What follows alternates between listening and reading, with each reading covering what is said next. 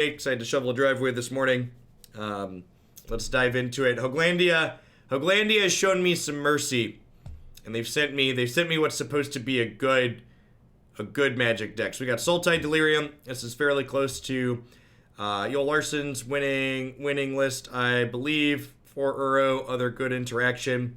I believe this build top 8'd the Phoenix PT, but it didn't have a ton of results past that. Playing a lot of good cards, though. Thoughtseize is one of the best pieces of interaction you can play in this format. Getting blue for Mystical Dispute and Disdainful Stroke gives you other meaningful interaction in the Inverter matchup out of the sideboard. So let's go ahead and dive on into a league with this one and see how it goes. Hey, thanks, Kitten, and thanks for dropping off that Prime. I'm glad you enjoyed the YouTube stuff. Thanks for keeping me around.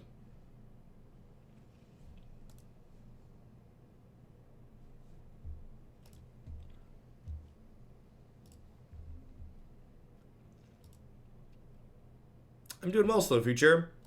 One of the most recent ones on my timeline. Just sent it over to my Twitter. I posted basically that you could classify 75% of the decks being played at Worlds, 3 of the decks, as combo decks. And people don't like the idea that Team of Reclamation could be a combo deck, or that Embercleave Annex is a combo deck.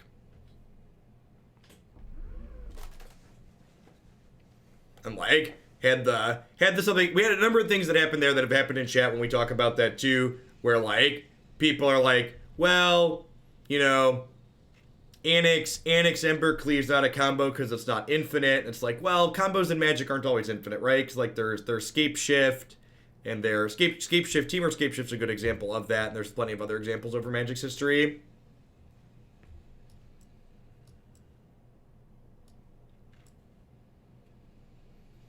Nebda, thanks to 11 months. I appreciate that. Welcome. How would I define a combo deck? I think I would describe a combo deck loosely as a collection of cards that in unison effectively or immediately end the game. And I think the effectively part is important because I think a lot of people don't understand that like combos don't mean your opponent the game has to be over. Like decks like Amulet Titan in Modern are a good example of like Amulet Titan very early often creates board states that while the game isn't actually over that turn, it's effectively over and that the opponent can no longer win.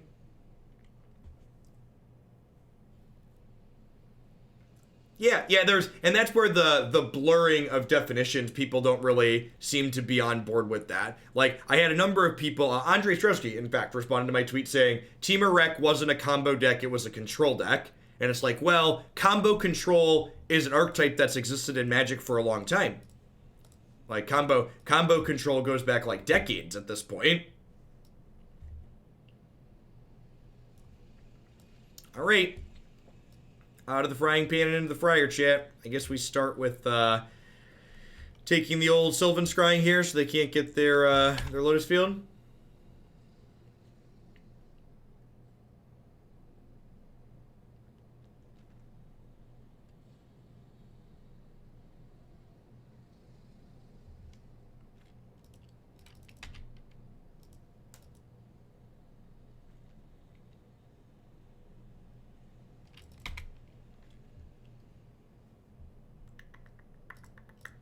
Just Thoughtseizing again.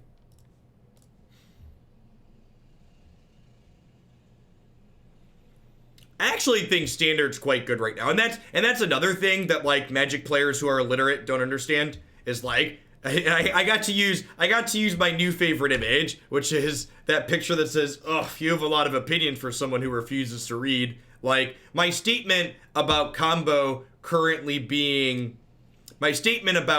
decks currently being everywhere in Standard wasn't even a complaint about Standard. It was just an observation. I actually really like the current Standard format. I think a lot of the gameplay is very reasonable. There's a deep selection of decks that combo kill in different ways. There's combo aggro decks. There's combo control decks. There's even things like the Jeskai Biomancer deck, which I would classify as a combo mid-range deck.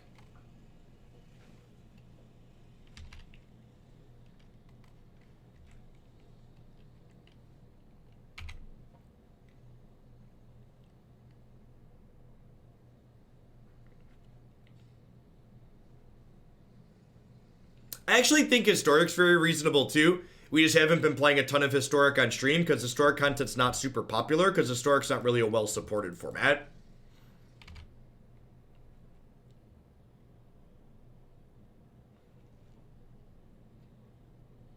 It is just an internet thing. You're not wrong. What's going on, Stormy? All right, land off the top. Casting Grisly Salvage now doesn't really do anything for me, right? I guess I could hit Walking Ballista. I could hit Jace Vryn's Prodigy. Alright, let's do this now because I could hit Jace or Walking Ballista. Scavenging Ooze has text in this matchup, right? Exiling their graveyard is meaningful.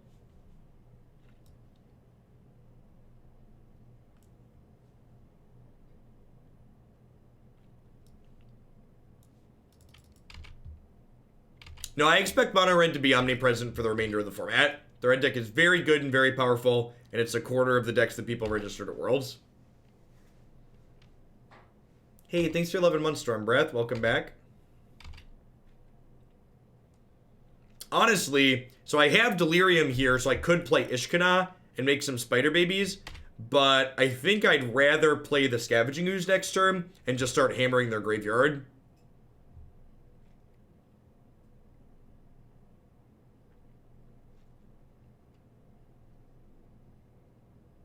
Well, they posted, for people that aren't familiar, they posted the Worlds list.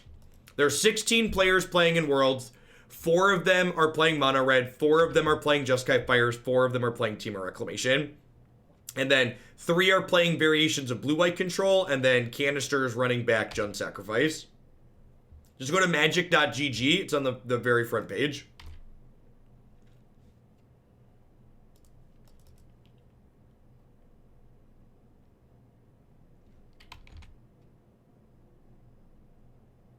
Huh? So, this comes into play tap, so I think it's actually better to play this land out of my hand. So that way I can, if this is a big if we survive, the Scavenging Ooze having an extra activation could help. I did. I picked Javier Dominguez as my champion. My only recommendation for people, this is my bold called shot. I think they let people change their champion. I think the people that registered Blue-White Control kind of missed. I think there's a lot of good champions playing in that tournament. I would not want my champion playing Blue-White Control. Moonlight, thanks for 11 months. I appreciate that. Welcome back. Thanks for keeping me around.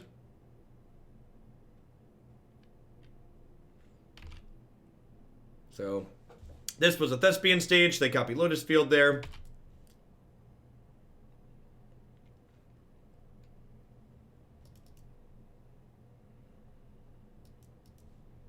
Real close indeed, Moonlight.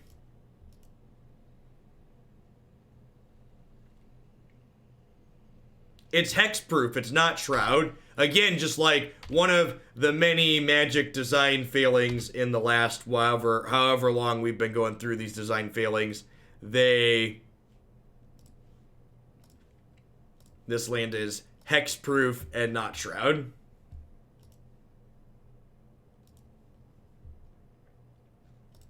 I don't know, all those players are world-class players, Tumos. And, like, one of the things to recognize is that, like, when everybody in the room's a good Magic player, the format gets higher variance, right? Because if nobody's making mistakes, it just comes down to, like, you know, matchup variance, draw variance, etc.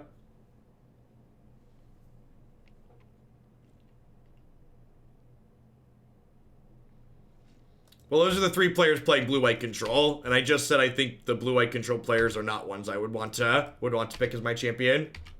What's the difference between Hexproof and Shroud? Hexproof is your opponents can't target it. Shroud is no one can target it. They basically don't print Shroud anymore.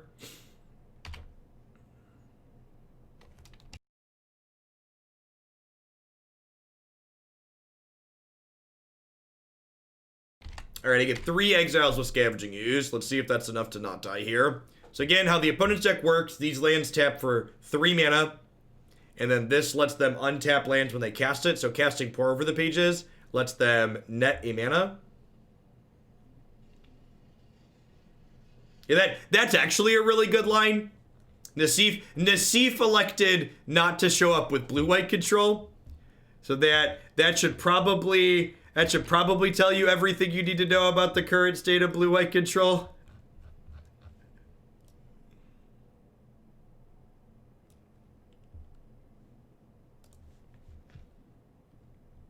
Nassif was like, nah, dog, I'm gonna play the combo deck.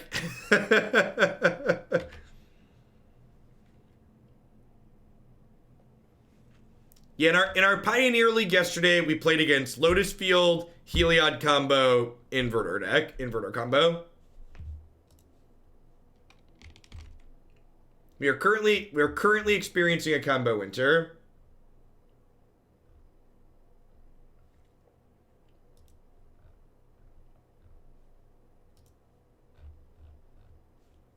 I'm going to be honest, I'm torn. On one hand, getting a sword is cool and slaying plebs will be fun. On the other hand, it would be disingenuous to my name. Well, to be fair, you're like double targeted now.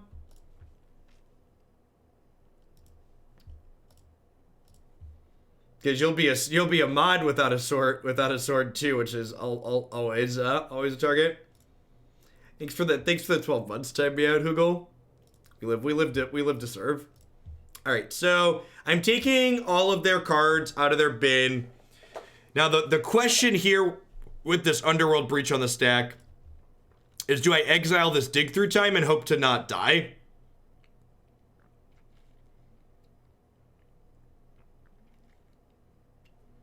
I guess they need to exile infinite cards. Like, to cast this Dig Through Time, they'd have to exile everything, right? And they have 4, 5, 6, 7, 8, 9 mana. I feel like I'm supposed to save this for a Hidden Stirrings. I feel like I'm supposed to save it for a thing that untaps. There's never been a candidate who won both Iowa and New Hampshire and did not get the nomination. Your thoughts on Bernie winning both? Well, my thoughts on Bernie winning both is we wouldn't live in America if he hadn't won both the popular votes and currently had fewer delegates, right? That's just like peak America.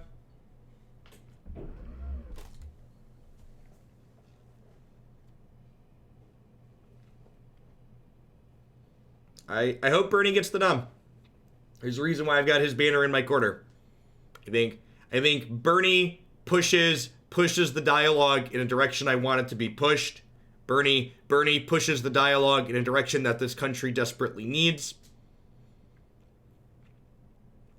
We need to start spending our country's vast amount of resources on helping people, not on helping corporations.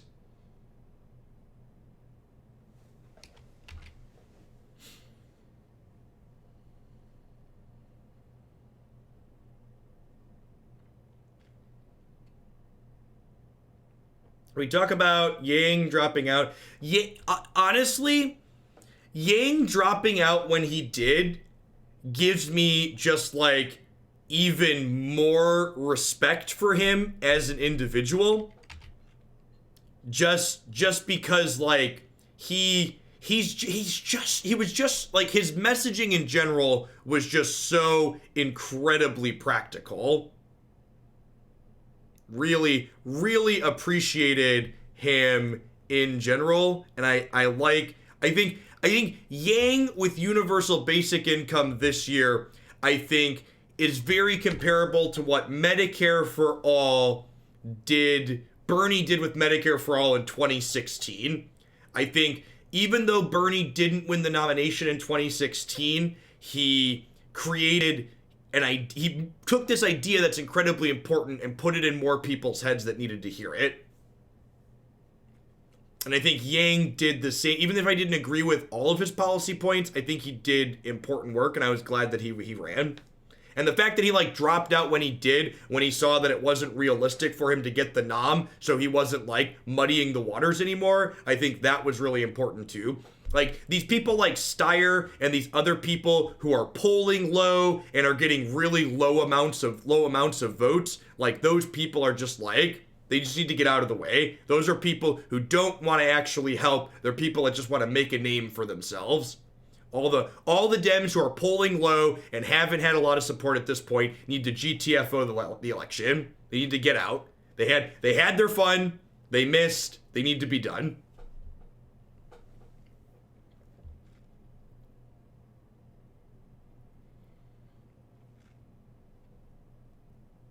And this is honestly, so while we were talking about life and the United States, we were busy dying. And like, this is a good example of just like the power level of the opponent's deck. We had disruption. We even stopped them from full comboing us with breach, but then their failure rate was, okay, here's an Ugin, and like my mid-range deck can just never beat this Ugin, right? Oh wait, oh, I'm so dumb. Look at this. Chat, we have a toolbox. I forgot about my box.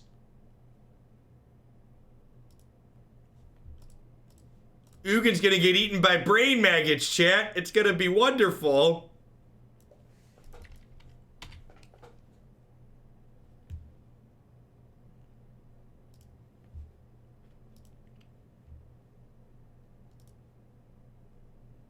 Perfect. 1, 2, 3, 4, 5, 6. They have main deck Mystic Dispute.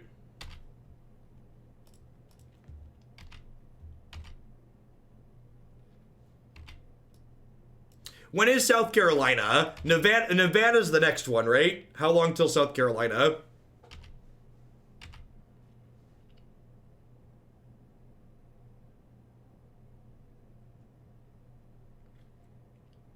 February 22nd? February 29th?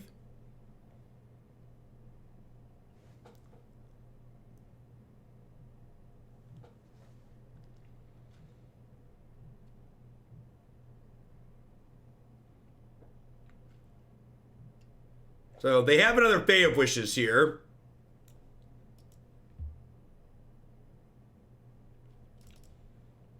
So what other toy do they get now?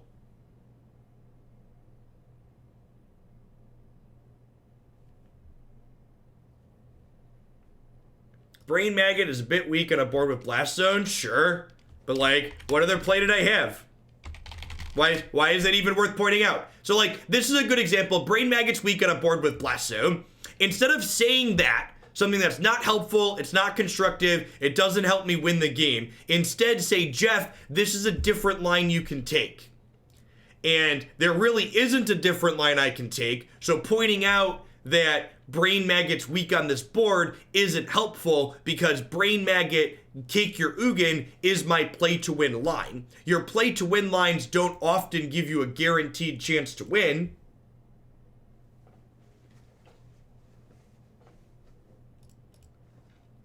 So the problem with Warren, and I would like to prefix what I am about to say with, for people who aren't familiar with myself, I have a master's degree in mathematics, and I really like the content subject. Warren's campaign has not run in a way that makes her appealing to real people. Real people suck at math. Real people, like all of her well thought out plans and her details, like that's largely wasted effort, in my opinion, in terms of getting elected.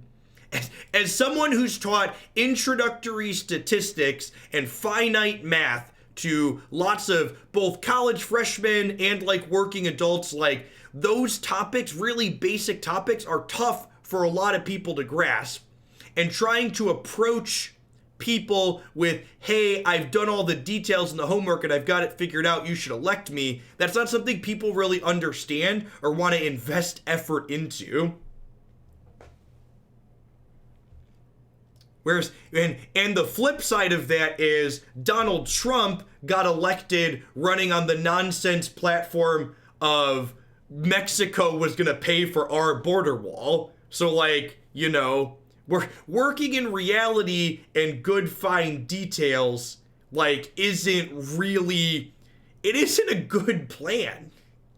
As I would love if we lived in a world where it was a good plan, but like, where like having a good plan was good, but like the reality is that it's not. Sultai Charm can kill Underworld Breach at instant speed. Am I supposed to leave in Decay to kill Breach at instant speed? Last Hope and Murderous Rider kind of don't really do much. The problem is they can just cast another Breach in response, but in conjunction with Graveyard Hate, this might be good enough. I think I'm supposed to have Disenchants in my deck. Emrakul's probably too slow. I guess that last game went kind of long.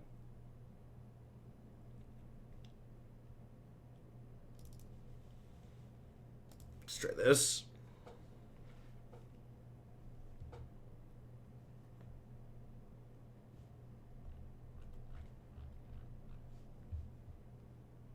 Make Canada pay for our healthcare.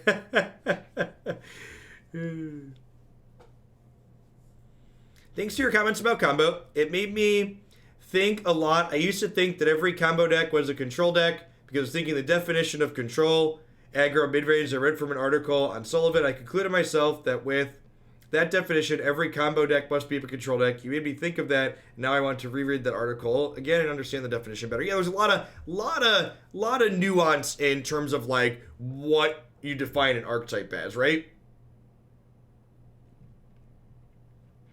I think Rider to answer Ugin's just too slow. I also think that like our odds of winning a game after they play Ugin and exile our entire board are like pretty minuscule, right?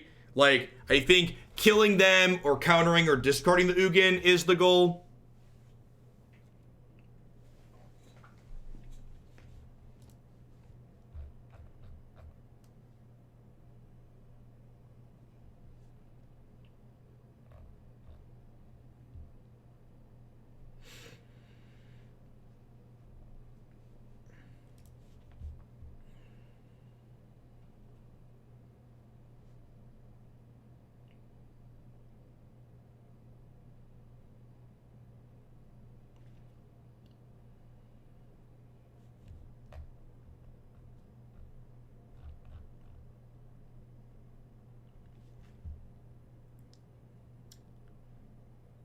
If you don't overcommit, I don't know. Like, this deck, like, you look at this deck, it doesn't have a lot of threats in it. So, like, not overcommitting often means you just don't have significant pressure in play.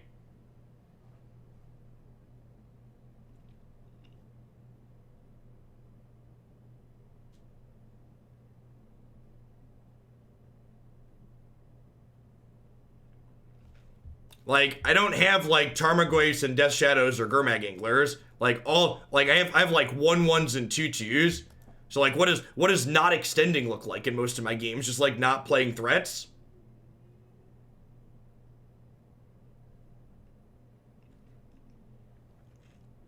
Oh, Bloomberg wasn't on the ballot in New Hampshire either? Yeah, I guess that makes sense. I assumed he just did really poorly. I knew he wasn't on the ballot in Iowa.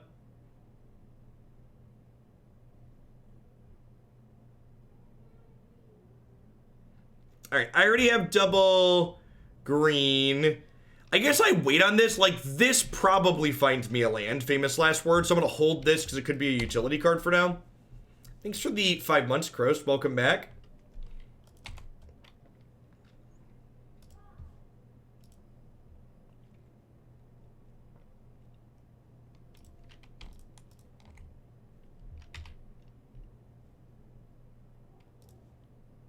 Correct. A very small amount of the total delegates have been taken. Terror and Terror.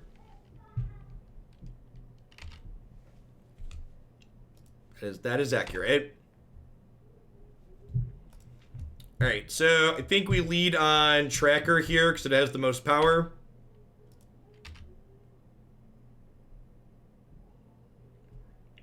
Well, super delegates don't come into play until the 2nd round of voting. That policy changed since last time. That being said, there's so many people still running that there's a chance there's going to be 2 rounds of voting, and the superdelegates will come into play again.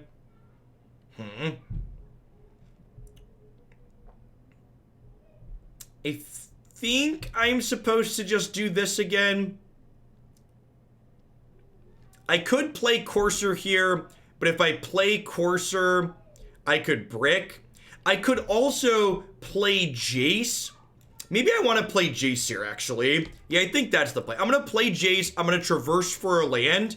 And playing the Jace here is appealing because this way, next turn, I can Satyr Wayfinder, and Satyr Wayfinder can find me a Thoughtseize that I can flash back with Jace.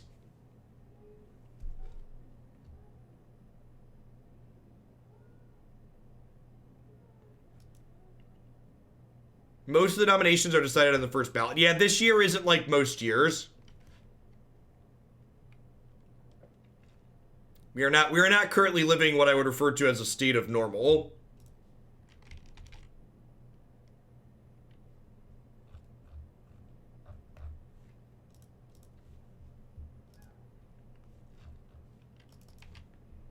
Yep. Yep. So let's do this. We're looking to find a Thoughtseize in this Satyr Wayfinder. Perfect. Get my loot on. Yeah, Abrupt Decay is actually pretty fine, right? I'm going to ditch the Overgrown Tomb. We'll down tick Jace on Thoughtseize, just like we drew it up.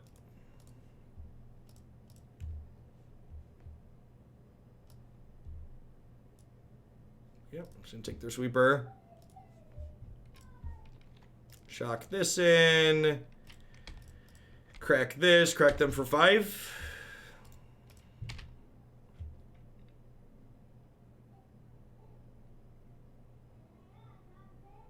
So we've got 4, 5, 6, 7, 8 potentially. So still a little bit short of killing them next turn. I'm going to get to hold up Abrupt Decay though. So hopefully holding up Abrupt Decay means that my opponent will not be able to kill us next turn.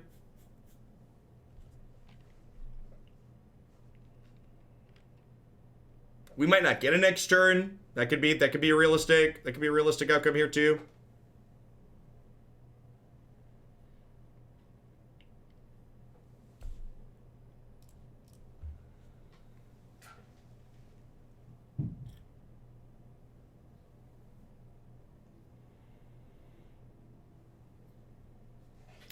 Kinda, Zajad. So, like, that is... So, while that's not how general elections work, that is kinda how primary elections work.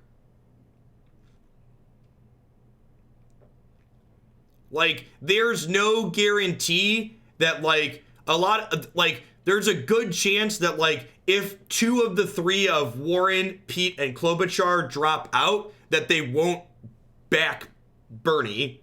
Like... A lot of the other Democrats don't like Sanders because of the direction he pushes the narrative in. He pushes the narrative in a direction that's bad for people that give corporate Democrats money. That was an excellent draw.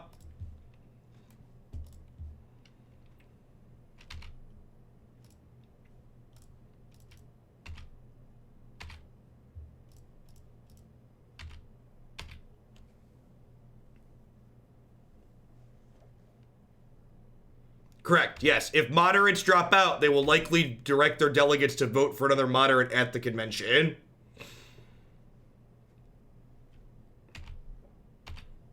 Yeah, the way Liz has pivoted her messaging and the way she's come at Sanders, I'd be very surprised if she directed her back to Sanders. Which is why, if you're someone who has yet to vote and you realize the reality that Liz is pretty unlikely to get the nomination and you have Bernie as your second choice, I'd implore you to vote for Bernie in the primary.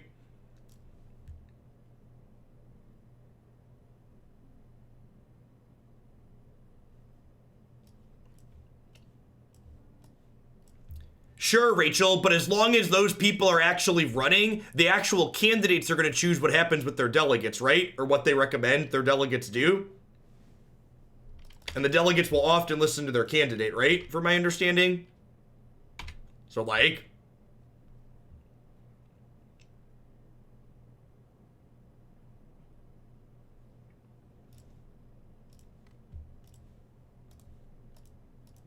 It can't just be about beating Trump. If the only thing you care about is beating Trump, you're wrong, in my opinion. I think that's something that Yang was really on point with about his messaging. This is so much bigger than Trump. It's not just Trump. It's climate change. And it's making sure people aren't going bankrupt because they got sick or their family members got sick. Trump is a symptom. He is not the problem. We need to focus on actually fixing the problems.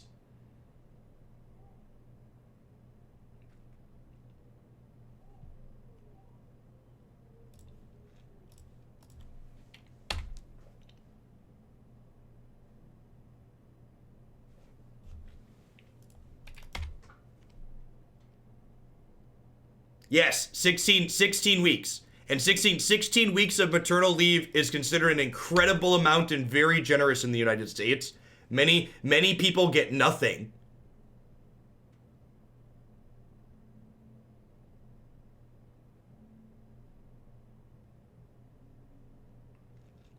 $27's close to a lot of months. Thanks for keeping me around, Waterfalls. I appreciate that. Welcome back.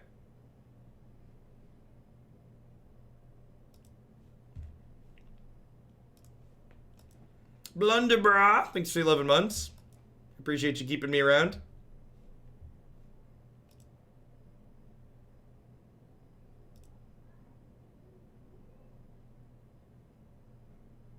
Yeah, I would bet that's true. 16 weeks is probably better than 99% of Americans. She gets 12 paid and then can take an additional 4 unpaid. Hey, Squid Squad. Thanks for that. Thanks for the brand new tier 2. I appreciate that. Welcome back. Thanks for keeping me around. Well, we have disruption, but we unfortunately don't have any pressure at the moment. They don't have a lot going on either. Hey, Satyr Wayfinder drew us a threat. That's exciting.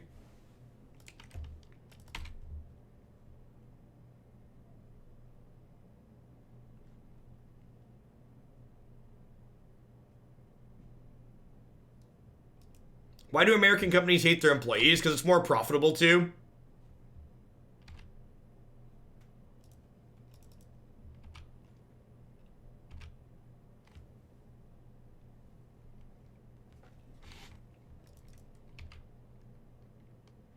Well, our opponent has copious amounts of mana, chat. I'm gonna Abrupt Decay this so I can start attacking.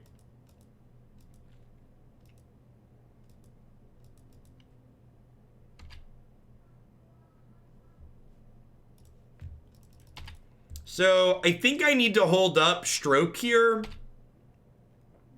Slash Decay. So I think I'm going to wait a turn to bring Uro back.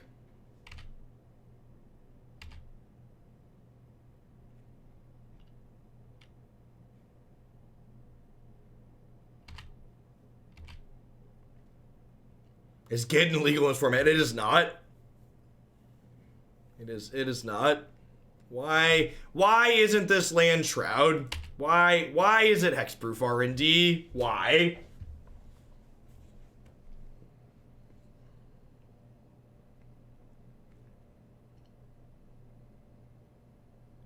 No, I explicitly don't want to shock Outro 2 Pierce because I want to be able to shock next turn. So that way I can escape this while still holding up a 2-mana spell, because I need to put pressure into play.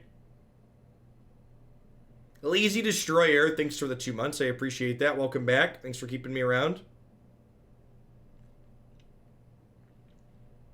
Nerd Rage Gaming, one of my sponsors, the NRG series, twitch.tv/NRG series. You'll be able to find their streaming coverage this weekend.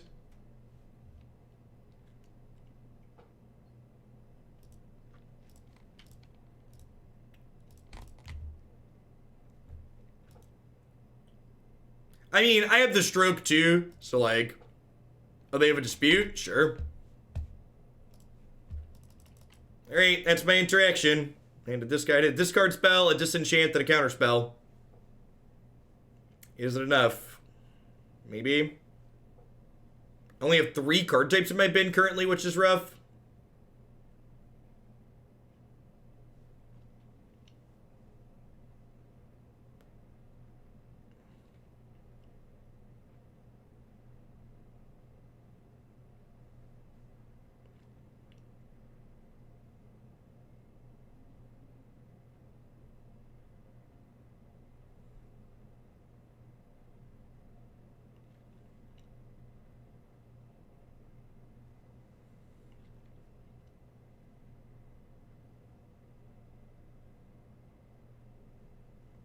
It's like Snap Cloud of Fairies? Yeah, basically.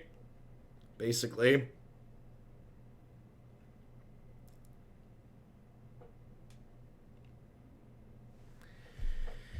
Okay, well. Escape Uro, because we got nothing else going on.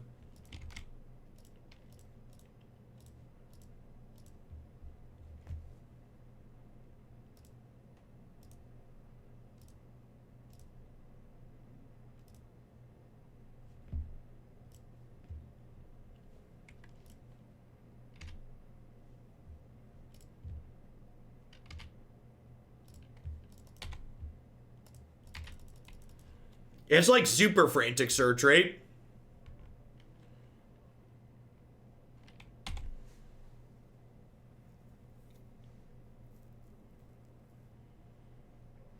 Alright, well, I mean, the good news is they have absolutely nothing going on.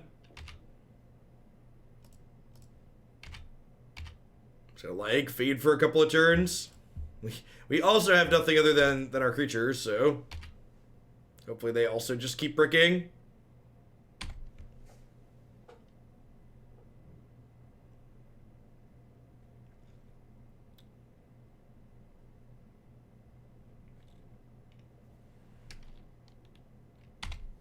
We did not have Delirium Spiral. We only had 3 card types in our bin. Otherwise, yes, I would have cast Traverse beforehand. They put a card on top of their deck. Alright, I assume we're dead.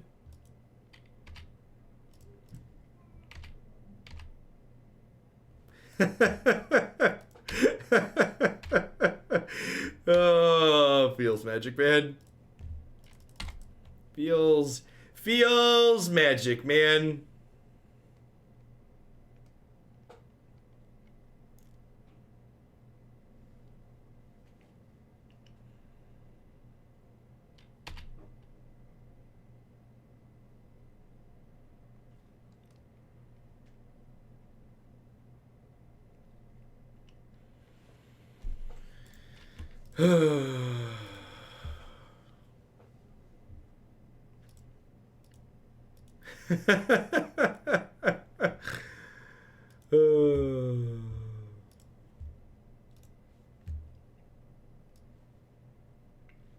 Rough.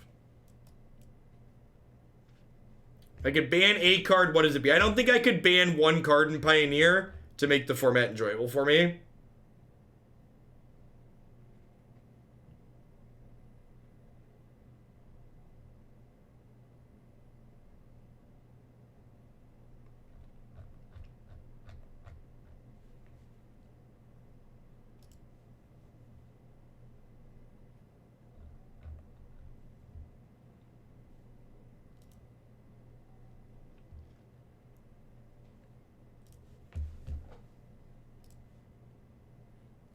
Right, Niv?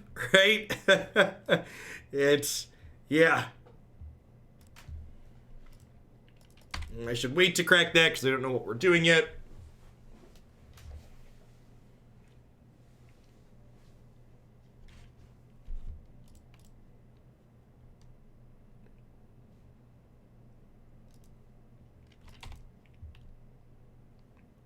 Alright, Vryn's Prodigy to start, I think.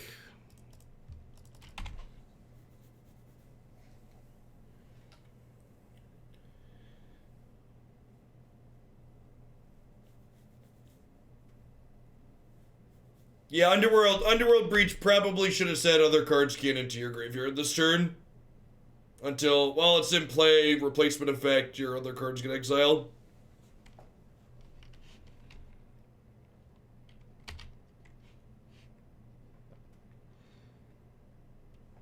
We need at least, this format needs at least 3 bans to undo Theros.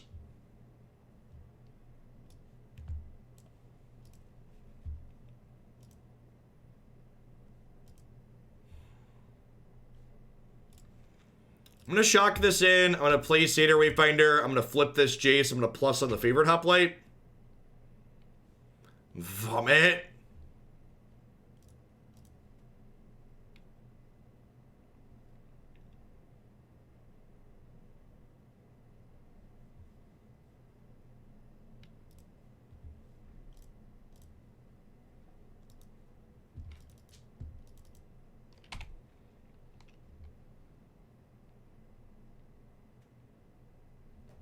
Breach, Inverter, Walking Ballista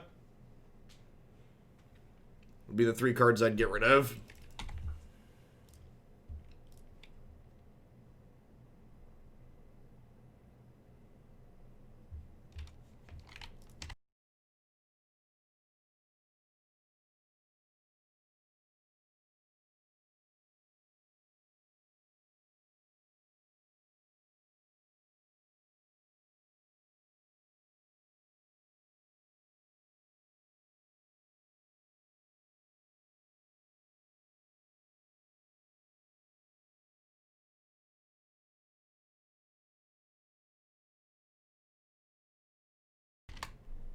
Hey, Alba Head, thank you for the half of your support. I appreciate that. Welcome back. All right, so I'm at 4. I can make this 4 again. We unfortunately did not Satyr Wayfinder into an Abrupt Decay, which would have been useful. I guess we're just Urrowing and going from there.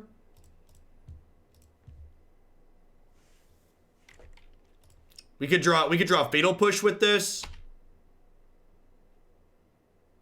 Okay, there's an Abrupt Decay for next turn.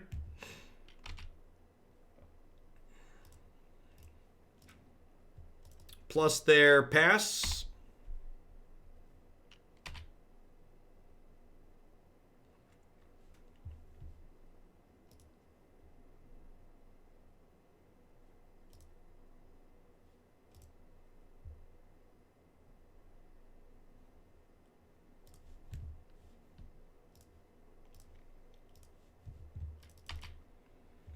That's a good pickup for them. It means when I do get to Abrupt Decay this hoplite next turn, they get to draw a bunch of cards.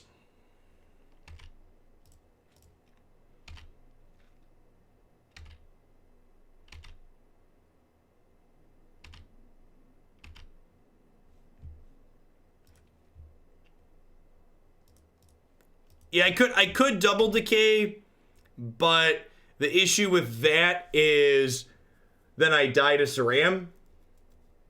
And like, if I decay this, they have another Saram in their hand.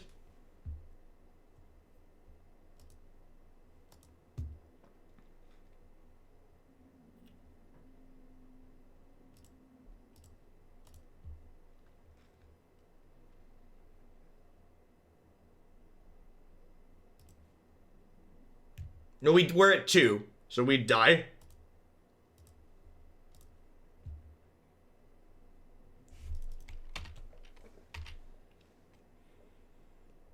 We need to pass here as opposed to Abrupt Decaying proactively, because if they draw a land, they could bring back Grifspoon and kill us.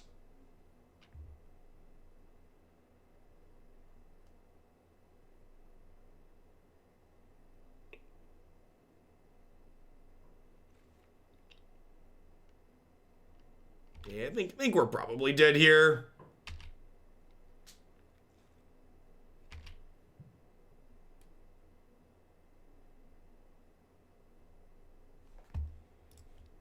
All right, well, let's kill this now, so they don't draw 4 cards, they only draw 2. But then, like, I have to chump block here now, and there's no sweepers in my main deck, right? So we're just dead. That game didn't feel particularly close.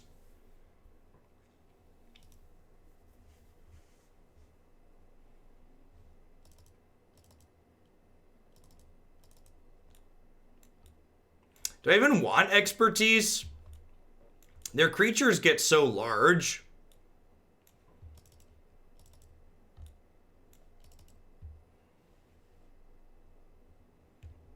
Do we think we want Yahenni's expertise in this matchup? Is -3/-3 good enough? I really don't feel like it is.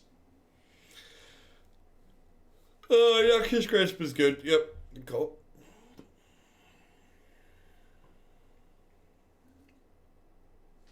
Last Hope doesn't kill much.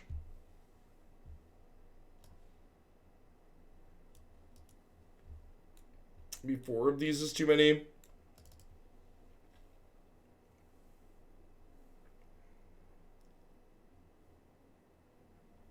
Gaze of Granite's playable in Pioneer. And I think the format's too fast for that for the most part.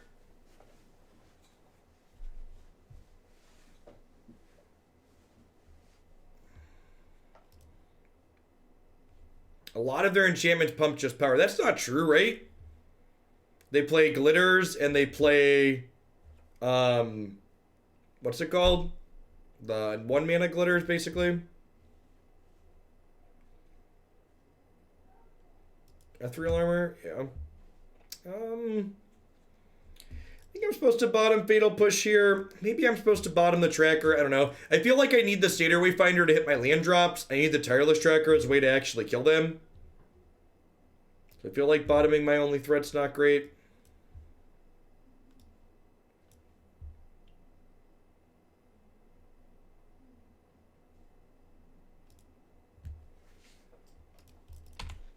I think I take their protection card here just in case they draw another threat. I want my Fatal Push to be able to work.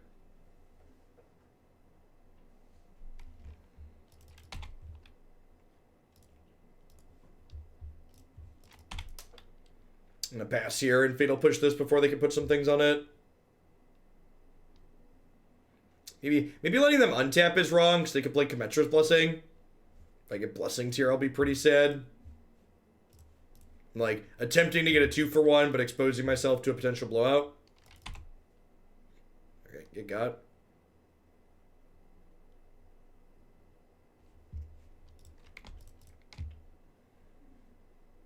Looking for like an Overgrown Tomb here. Breeding Pool. Yeah, it's good enough.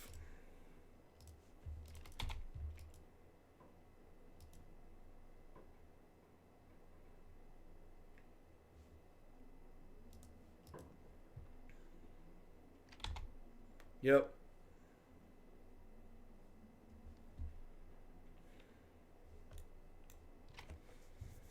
So if I want to Thoughtseize this turn, I have to play my land before I play my tracker. It's awkward. I guess I could Thoughtseize, Scavenging Ooze, activate Scavenging Ooze doesn't seem unreasonable. And they drew Blessing. I don't have another removal spell anyways.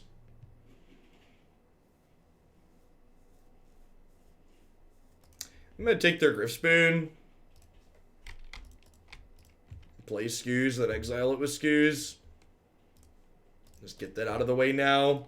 So I don't have to worry about the evasion later. We have 2 creatures in our bin. They have 2 in theirs, so Skoos can grow up pretty quickly here. Morning, Klaus.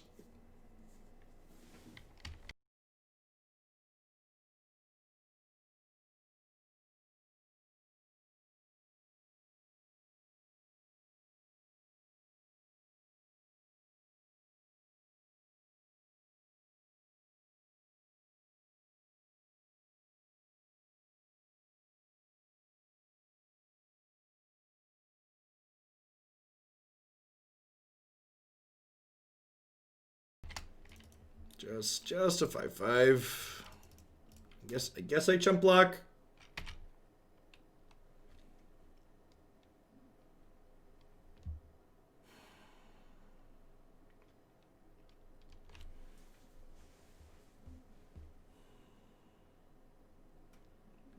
So there's 1, 2, 3, 4, 5 creatures in bins overall. I think I just pass. Do I?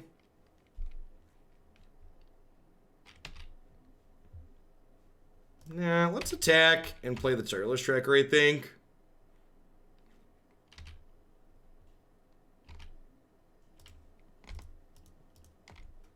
How's the good deck doing today? So far, we're just getting dumpstered.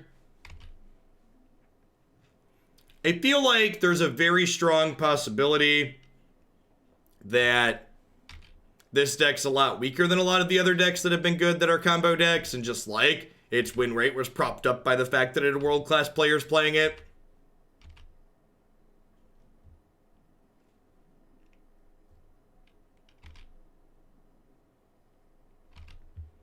Yeah, my mid-range deck's been getting dumpstered.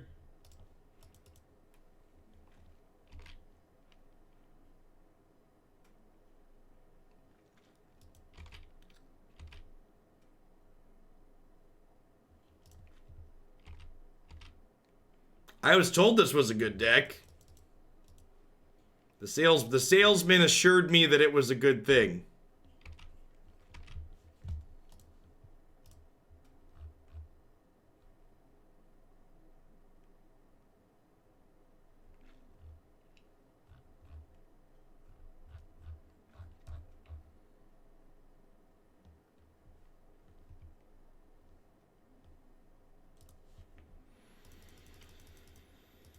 Yep.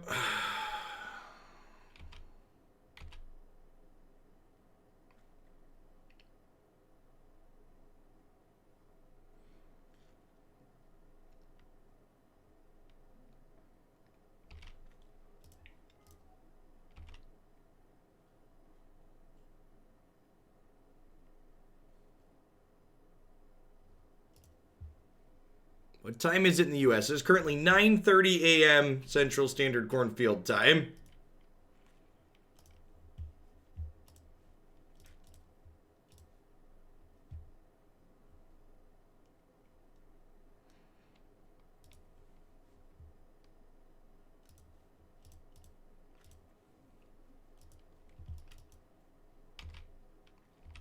Where did they attack with the 1/1? I have one more creature in my bin. Their last card is Blessing. It's a pretty okay draw. We're hoping they don't draw. We need them to not draw another enchantment next turn, ideally. Camboni Machine, thank you for the 13 months. I appreciate that. Welcome back.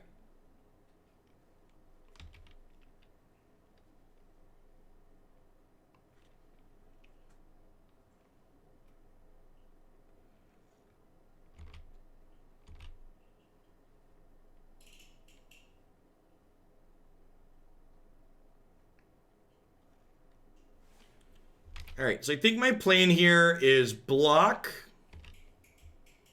Fatal Push, a Hateful Eidolon. And our goal here is to force them to use the Blessing. So they save their creature. And then next turn we get to kill this with Sultai Charm, because Sultai Charm can kill a monocolored creature. They will get to draw 2 cards with their Hateful Eidolon and gas back up. But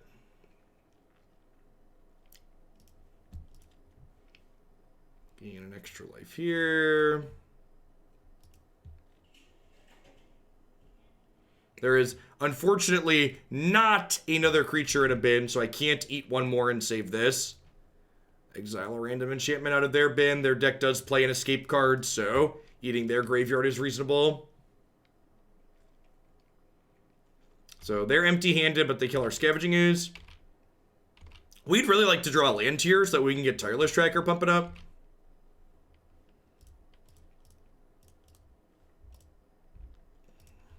That monocolored creature, please. They are drawing up to 3 cards in hand.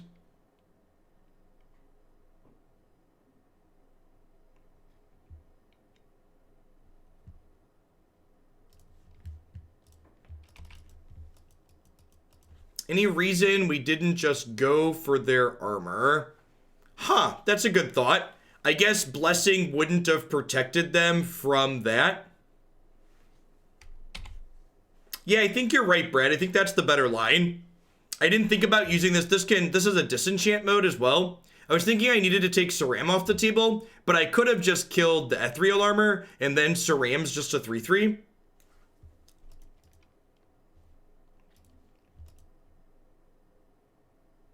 You think that probably would have been better overall?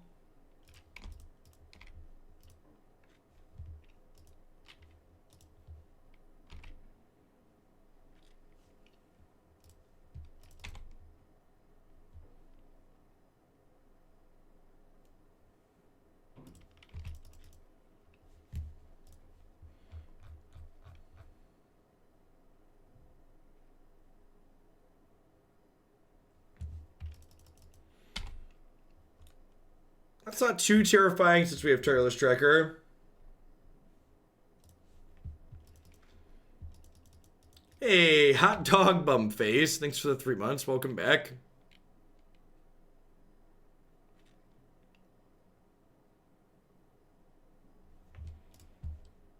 Put this into play tapped.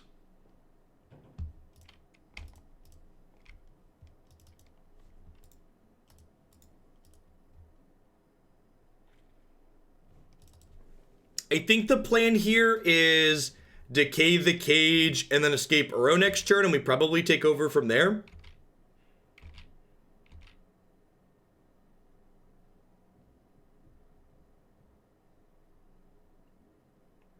Oh, that doesn't work though, right? Because they just do this. Huh?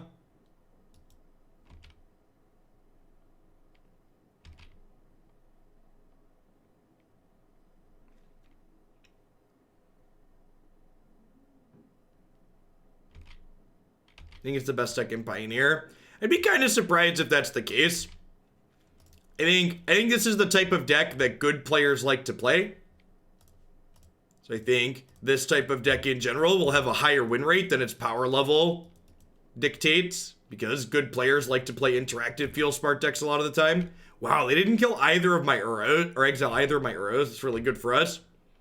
It's a pretty big mistake that could maybe cost them down the line.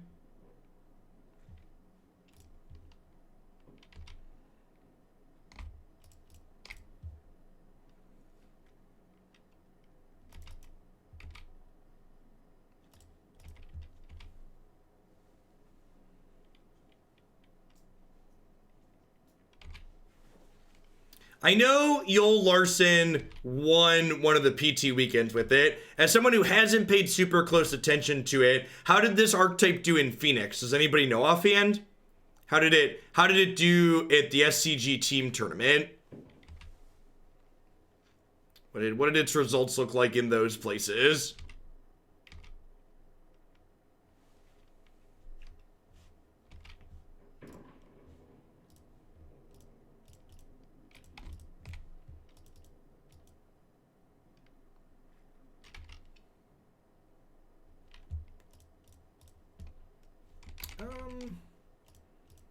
Yeah, it's probably fine to play.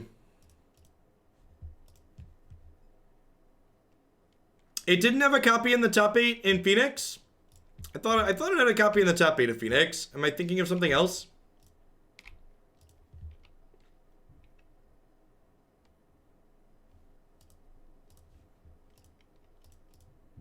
Morning, Bartman. Okay, I thought there was one in top 4.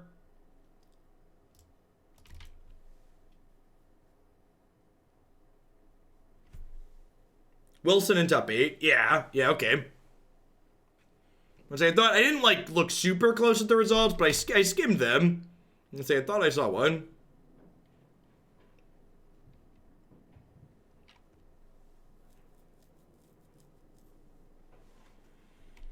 Yeah, they have to chump block or they're dead.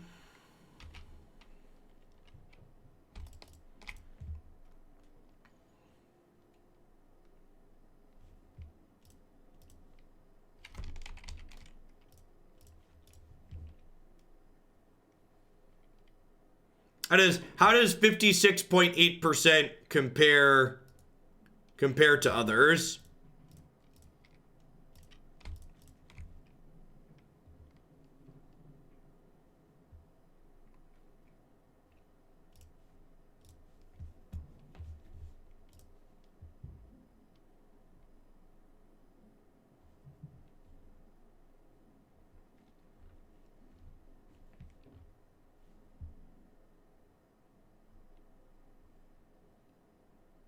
Sure, it was quite high then. Lotus Breach was above it.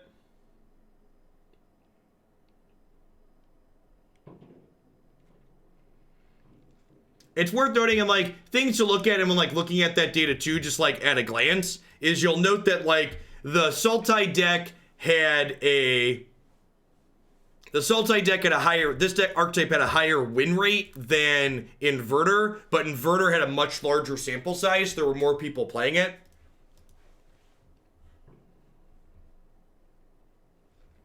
Yeah. Even when we get complete data like that where you can draw win rates, there's still a lot of nuance to understanding what the information you're looking at means. You can't just take it at face value and just be like, this means this is better or worse. There's a lot of really important context that goes alongside it. Like 300 data points for Sultai, 1,000 for Inverter. Yeah, that's a big factor difference, in my opinion. Lead on Fabled Passage here so we can fetch an island. Means we can't Abrupt Decay on 2, but I probably want to Brain Maggot on 2 anyways.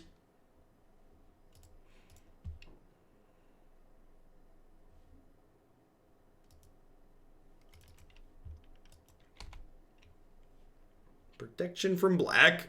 This card's real obnoxious against us. Very strong. Alright, what you got? Show me what you're working with.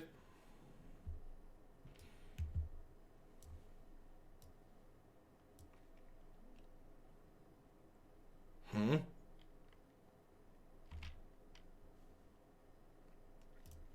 gonna take the cartouche.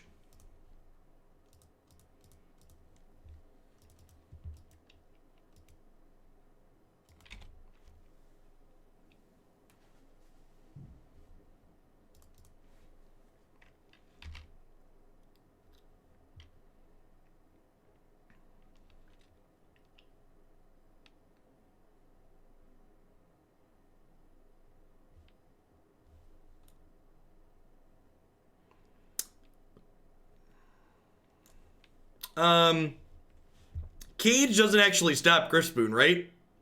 This is an activated ability, it's not casting, and this only stops creatures from entering from graveyards and libraries.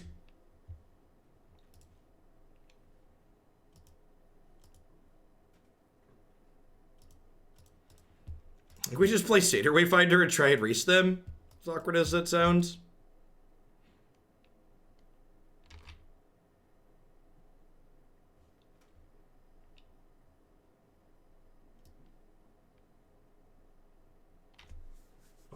I already played a land for the turn. If I play Uro, this is turn 3.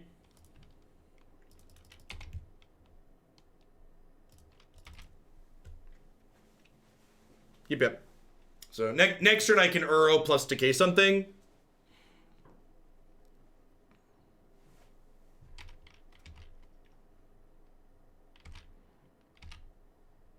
Oh yeah, that's actually probably the line, right? The line is pass with decay mana up, destroy the boon block with Satyr.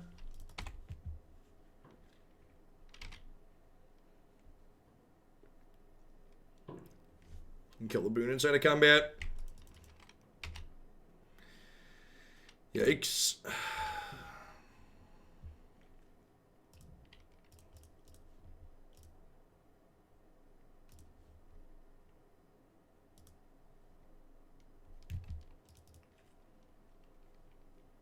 Alright, we can try again next turn.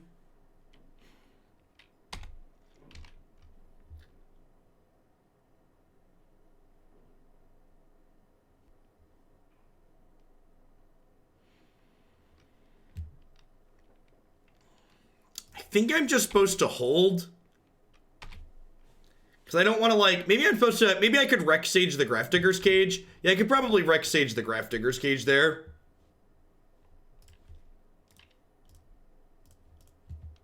I think I'm supposed to Sage this cage. Because then I have a second blocker here, too.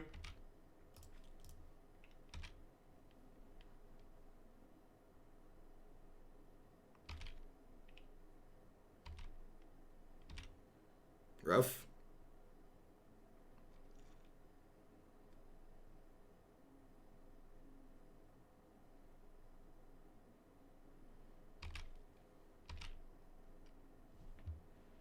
Breeding Pool here is actually a super reasonable draw. Because what it allows me to do is I can Sage the Cage now, and then next turn I can Uro. After it sacrifices, I regain priority immediately and then escape it back right away before they have a chance to exile it with their Purifying Light. Because I have 7 mana.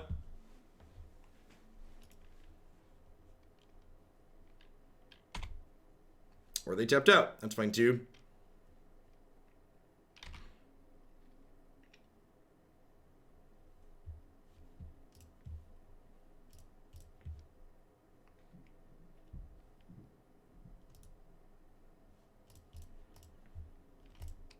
I think the Uro coming into play here puts us pretty far ahead.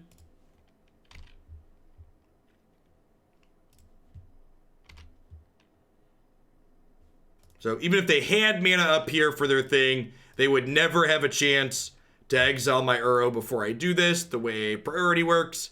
After a spell resolves in Magic, the active player always regains priority.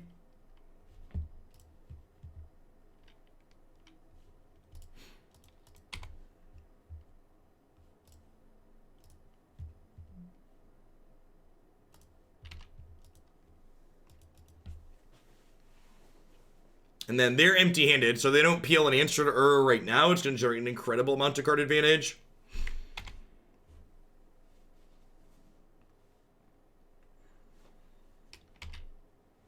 Gains us life each turn too, which is pretty impossible to race.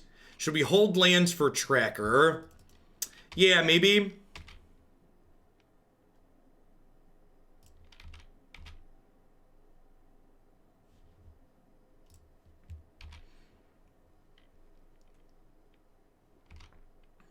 And then, like, drawing the extra Uro doesn't really matter, because it just cycles. Keep the one that's sticking around.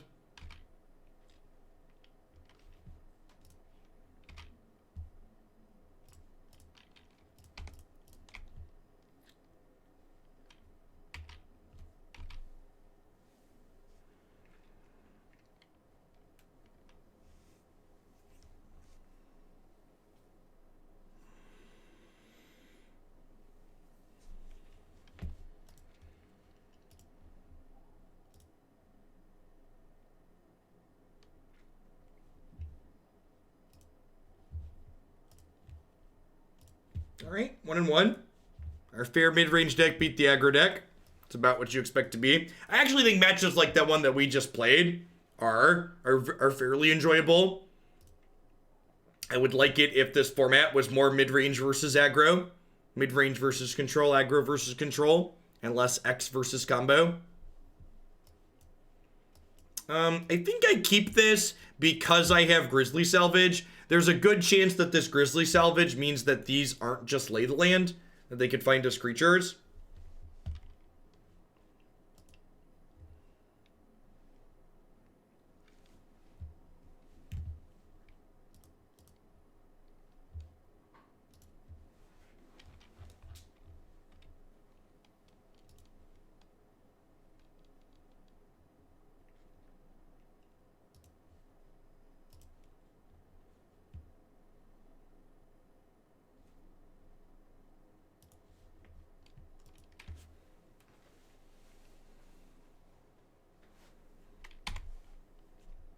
Could be a mirror. Satyr Wayfinder is good too. These two together give us a lot of ways to flip cards over to make our traverses better. Could be Bant Spirits.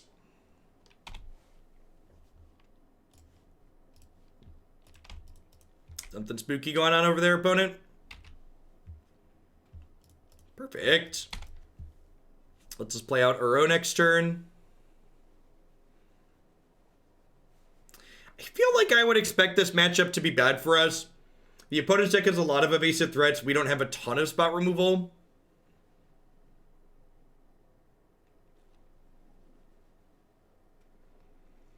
Yeah, that's almost certainly true though. Ishkanah is a total powerhouse. Agree. The fact that Ishkanah doesn't get spell color is a big deal.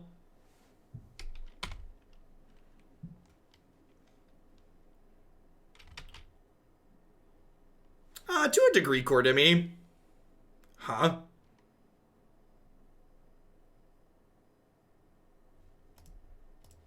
I'm gonna lead on Thoughtseize here and see what they do. Proxytron, thanks for 13 months. Welcome back. I prefer my Uro didn't get spell colored here, I think.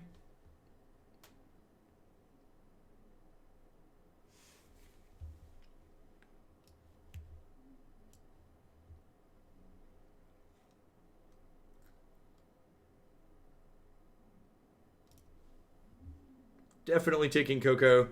Now the question is, I think I need to traverse for a swamp and hold up Fatal Push here.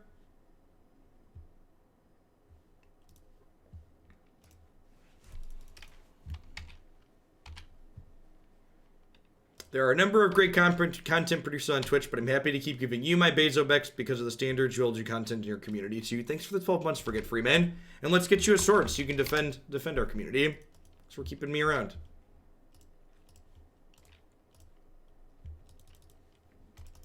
I'm really confused. I feel like their deck might be broken. Maybe they should file for compensation.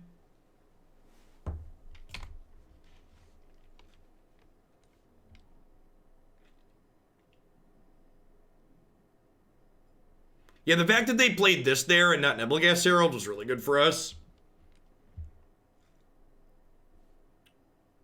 Alright, so let's play Island. And then let's Uro. And then Uro will put Breeding Pool into play untapped. Or Overgrown Tomb. Then we can Grisly Salvage.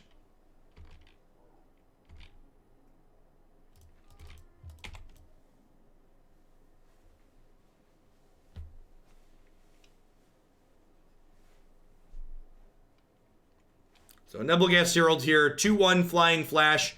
Whenever it or another spirit enters play under their control, they get to tap one of our creatures. So Nebelgast Herald is a card that makes their deck incredibly hard to race. Just because they can, as they flash in more threats, they tap down ours. Hey, thanks for the 10 months, Rocket. We have 3 card types in our bin right now. So Salvage adds a card type to our bin. We gain Delirium, which will let us traverse for Ishkanah.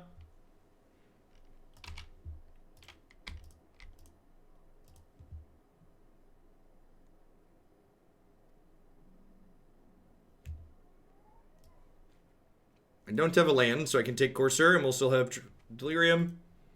You're not wrong, Hivemind. You're not wrong.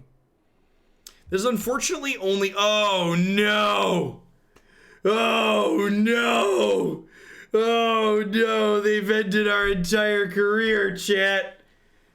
They have the powerful technology. We had so many wonderful plans. Why do our plans never survive contact with the enemy, chat? So rarely do our plans survive contact with the enemy. This is only match 3 for this deck. I started a bit late today.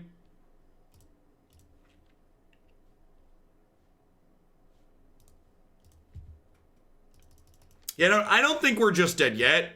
The second Fatal Push on top, like, I'd concede if I thought we were just dead. It wasn't a good scene for us, but this game's definitely not over just yet.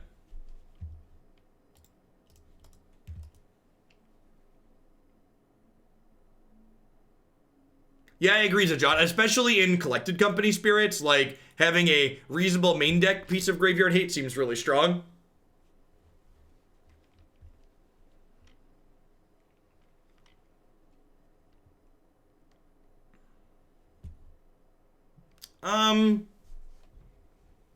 I really don't want to draw Thoughtseize, so I think I'm going to cast this Traverse to shuffle mostly.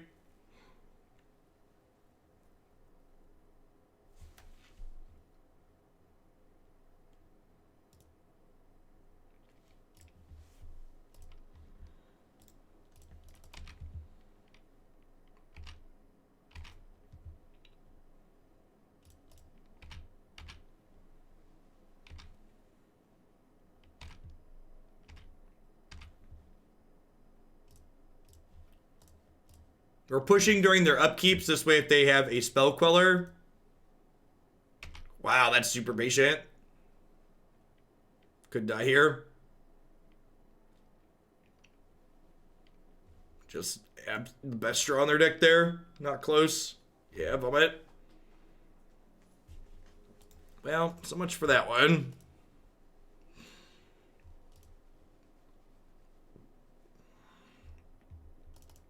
Expertise, Grasp, Dispute, Decay, Sultai Charm. This is definitely what I would refer to as an all Doomblades on deck matchup. Just want as many ways as possible in our deck to kill things.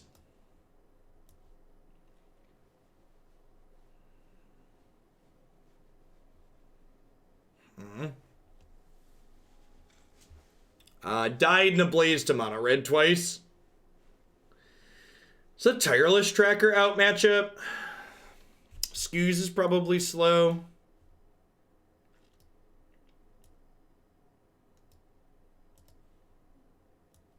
You could rather cut Courser.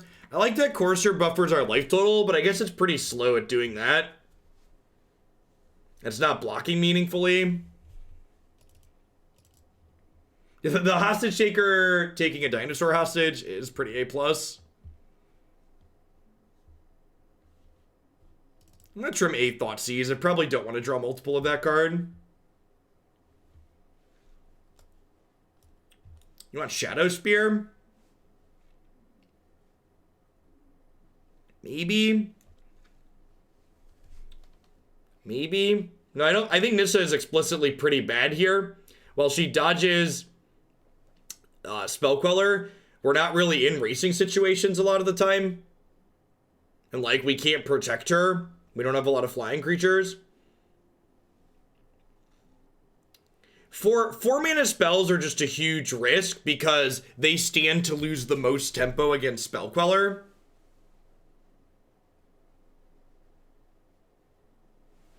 Maybe Kalitas is better than a Tracker, though. I think Tracker's pretty slow, too, and Kalitas gains life, which is meaningful.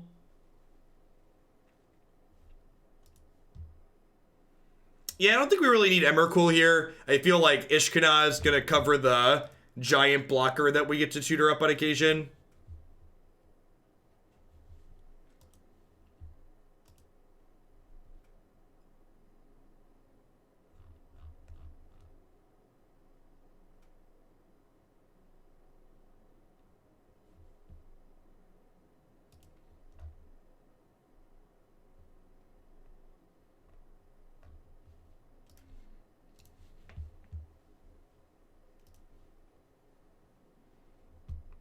Yeah, I don't think that's unreasonable, Brad. I had played a bit of, like, Abzan Delirium and, like, Black-Green Delirium and Jund Delirium, and I had 2 Ishkanahs in those 75s, too. I think 2-ish in the 75 is probably fine.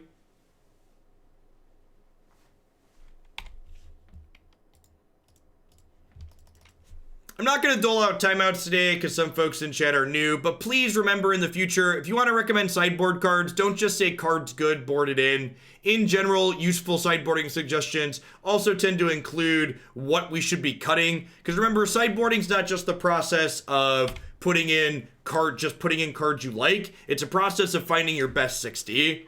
So a suggestion of this card seems good without suggestions of what it seems better than isn't really helpful or useful. Just kind of noise.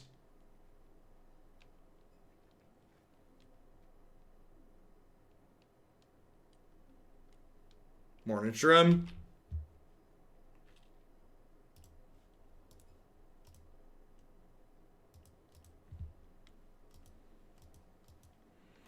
Fabled Passage being our third land's a little awkward.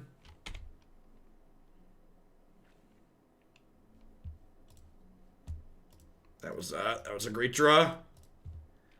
So I elected to kill the Wanderer as opposed to the Selfless Spirit because the Wanderer can counter my Mystic Dispute, which is not ideal. And now these Fabled Passages turn from awkward into really good because the Fabled Passages work to fill up my graveyard so we can escape Uro back relatively quickly. Hopefully my opponent plays a 2 or 3 mana Lord here. Looks like they're just passing, unfortunately. Would really have loved to use this mana to Mystic Dispute something this turn.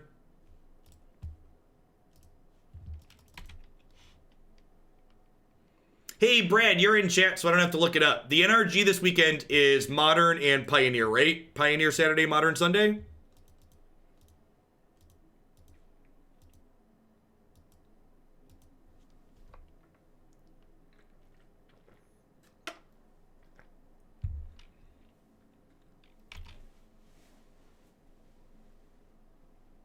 You won't be there? Oh, no.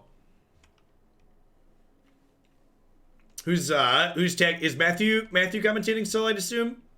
Who's tag teaming with him? Darby? Matt Joe Wyatt? Good, it's a good squad.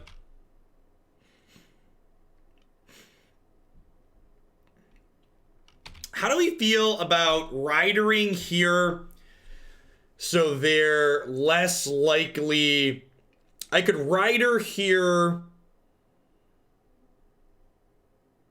and then escape Uro next turn. I think I like that. It helps keep my health total high potentially if it works. Nah, I don't have any decks that I really love in Pioneer right now, Dominator.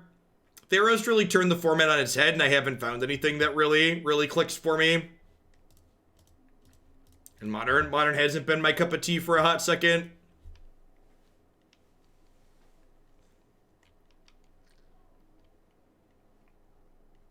Remember, if you don't live in the Midwest, you can find streaming coverage of the NRG tournament on Twitch this weekend. They'll be live both days, 2 different tournaments. They'll be in Indianapolis.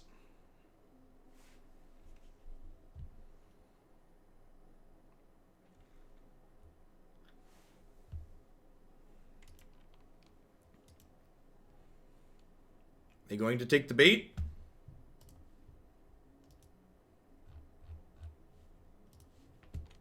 Sweet.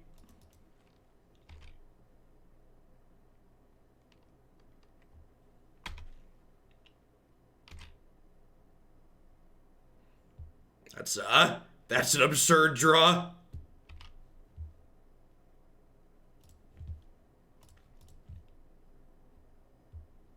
Crack the fetch land.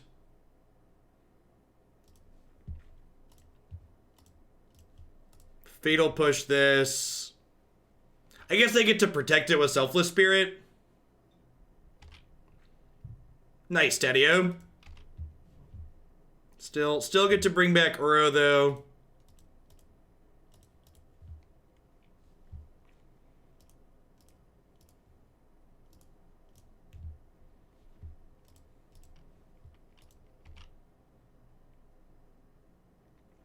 And get disputed. Brutal.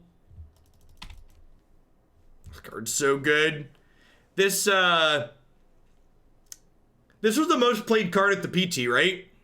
In Phoenix, if I recall. Thoughtseize was a close second, but this was number 1.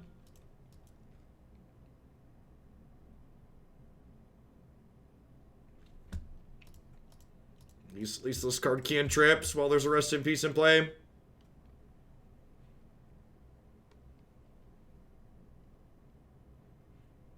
That's a good thought, Time Lord. We should escape Uro before we push, so we could draw a second push and then respond to the Selfless Spirit trigger. Oh, I should hold that land in case I draw a... Oh, what's it called? In case I draw a Tireless Tracker. Yep.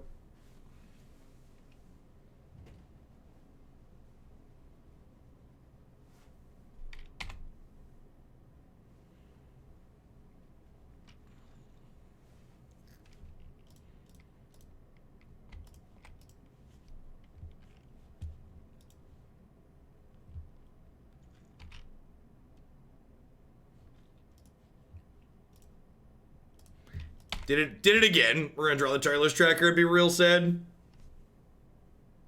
Dispute had 100 more copies, I think. Good golly. Yeah, if you kill the Spellqueller, you choose the mode on Murderous Rider. You can Swift End or play a 2/3. I'm gonna hold on to this land because we have one Tireless Tracker. Not that it matters, we're gonna die in 3 to these things.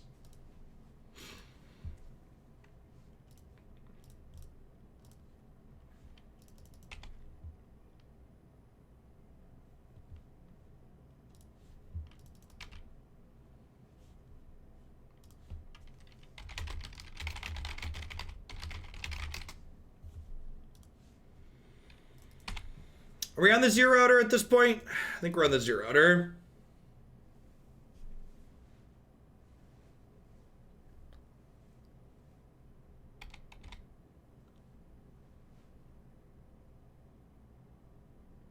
I have Yeheni's expertise. It's one of those exiled. We have one outer.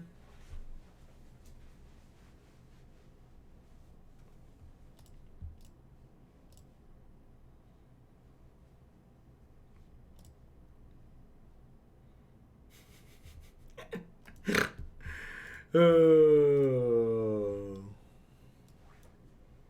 Yeah, compared to when we played the inverter deck, this deck doesn't feel like inherently powerful. When we played the inverter deck, it felt like we were doing something super strong. And this deck just feels like a kind of okay pile of cards. Yeah, my opponent did beat me, I beat me. Nobody puts baby in a corner. Speaking of...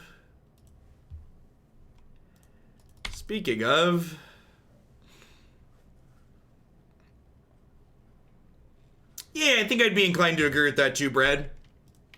The number of axes on which you have to interact with or attack this deck are high, and like, the number of axes through which you can successfully attack the inverter deck tend to be much fewer and further between.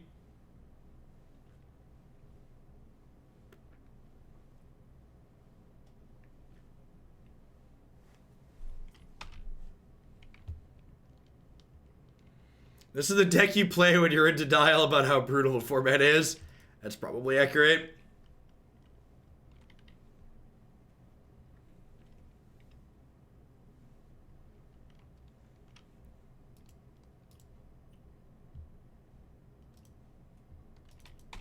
Well, the good news is I'm delirious. Just magic things. I've got good news. We're delirious. So they have Drown in the Lock and Fatal Push. I think I'm just taking Brain Maggot to work my way through the removal spells.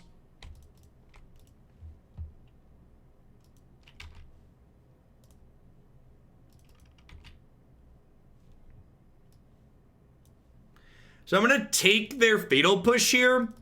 So this way they have to use a better removal spell to get their Fatal Push back. So it like forces them to use a less efficient removal spell on my creature basically. Whereas like if I leave them Fatal Push, they get to spend their Fatal Push on this and trade efficiently.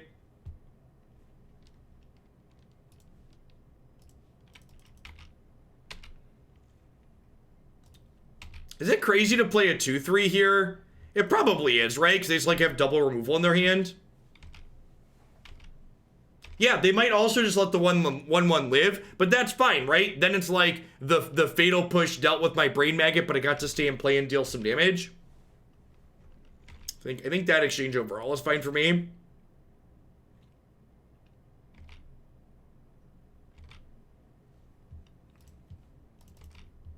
It's like a similar outcome, but I keep my 1/1.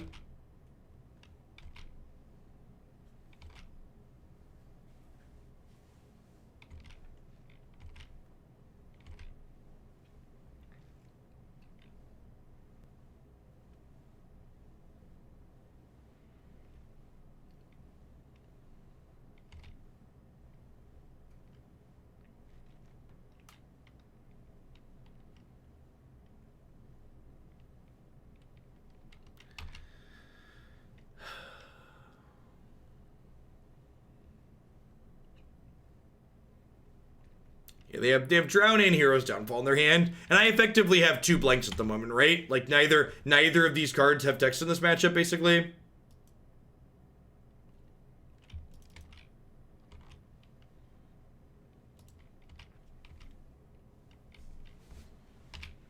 This Brain Maggot's taking the slow ride. Take it easy.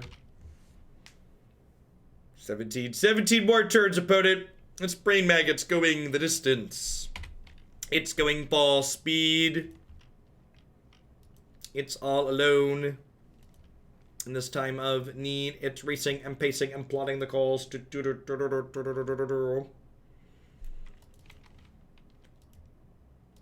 It's real gross looking.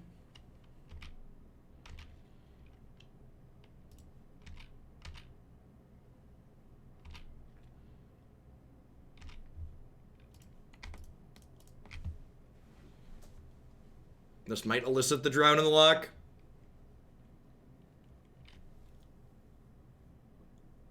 Yep. And then hopefully we draw land so we can make a clue with the Tireless Tracker before it gets downfalled next turn, is the hope. Oh, we died. That's neat. It's exciting. Was it good for you, chat? It was good for me. Everybody enjoy themselves?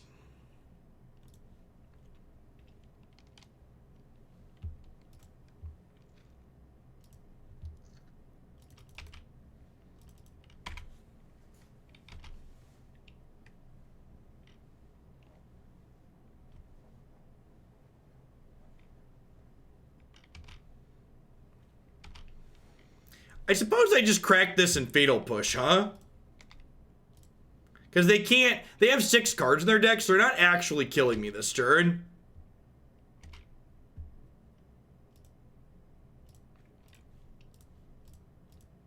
I guess I missed a point of damage, if this was my plan.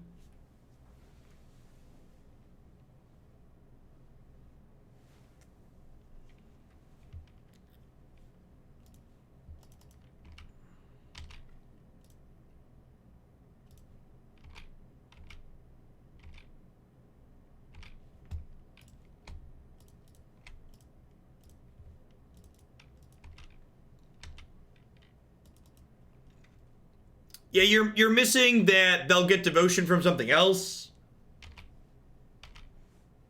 My opponent also shuffled a bunch of good cards back into their deck. They shuffled Drown in the Lock and 2 discard spells back into their deck. So, like, they're going to find those and be able to pick me apart here. Inverter of Truth. It's one of the key cards in their combo. Lets them flip their deck into their exile pile, make their deck really small. So my opponent's deck currently has 5 cards in it. We know what they are, and most of them are good. Hey, speaking of ones that are good...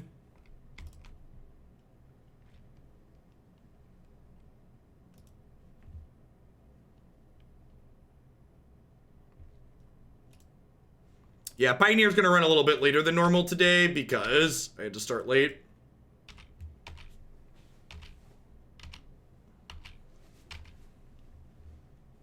Decided to be a responsible adult and shovel my driveway and sidewalk before work.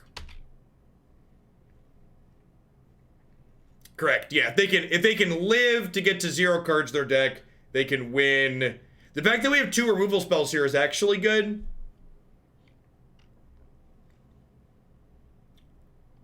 It's like there's still 4 cards in their deck. Nissa might give us a real shot to win this game because she puts down so much pressure so quickly.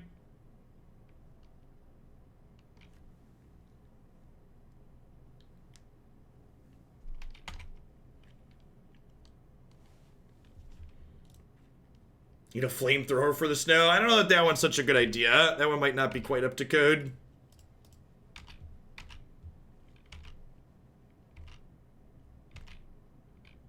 So, if they draw their second Thought Erasure here, they go Thought Erasure the Fatal Push, play Thassa's Oracle, and then win the game. So they should be guaranteed to win here, because there's 2 cards left in their deck. One of them's a Thought Erasure. They cast Thought Erasure, they take our Fatal Push, they actually... Like, their deck is empty now, too. So they, like, flip their last card over. So, like, even if I had a removal spell here and killed this and they had 0 devotion, they'd still win the game.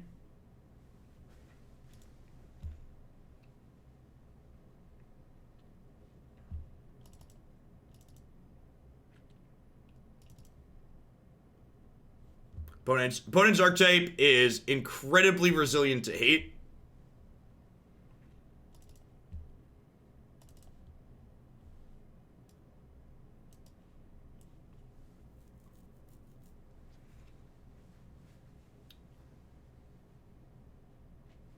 Abrupt Decay is pretty bad here. This This kills Thassa's Oracle, but it doesn't kill Inverter, because Inverter's colorless. I think it's probably worth bringing in just because it draws 2 discard ones.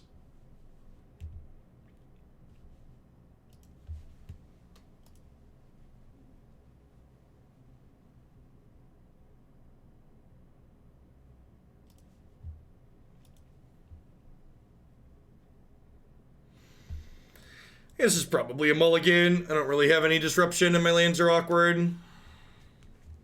Lots of disruption, plenty of lands. Let's do it.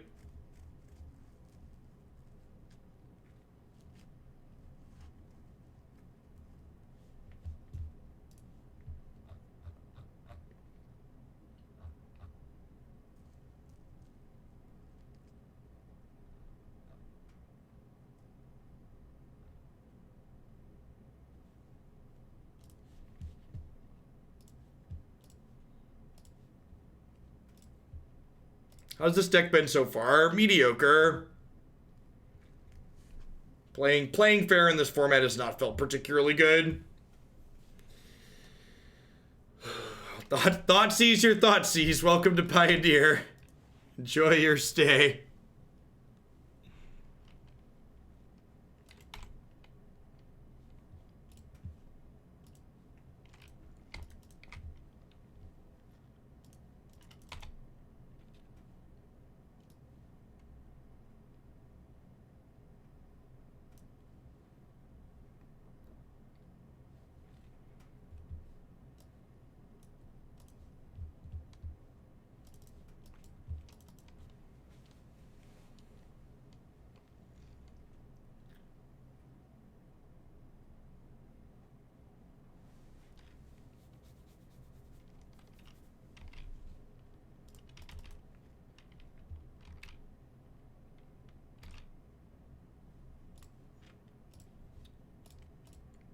There isn't a lot of interest happening in this game, so let's talk about some other Magic-related stuff. Talking about what constitutes a combo deck again. One of the hills that people have taken that I think is interesting is a lot of people have claimed that the Embercleave decks can't be combo decks because Embercleave's not just a combo with every creature, but like Splinter Twin played creatures that Splinter Twin didn't combo with, right? And like Embercleave with Annex kills them on most board states. So it's so weird to me that people would posit that like that doesn't constitute a combo because there's creatures that it doesn't work with. It's just weird. Weird position to take, in my opinion.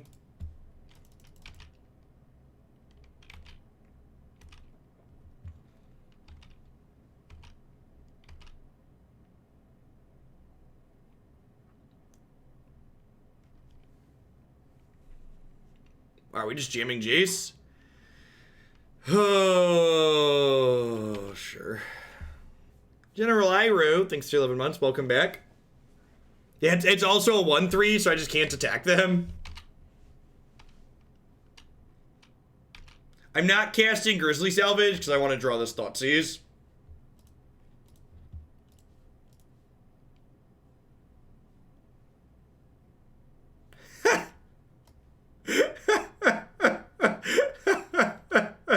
And this is...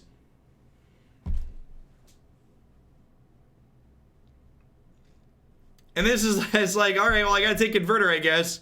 And then, like, their deck is just such a good mid-range deck that, like, I have to take Inverter, and then, like, the Jace just grinds me out. Yeah, I definitely feel pretty far behind from here.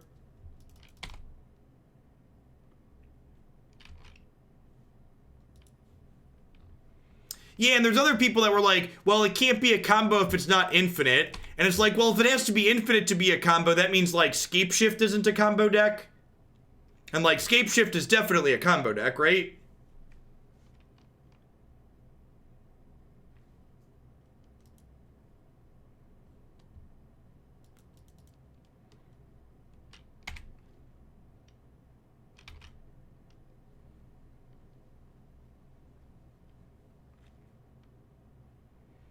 We do have one Ipnu Rivulet.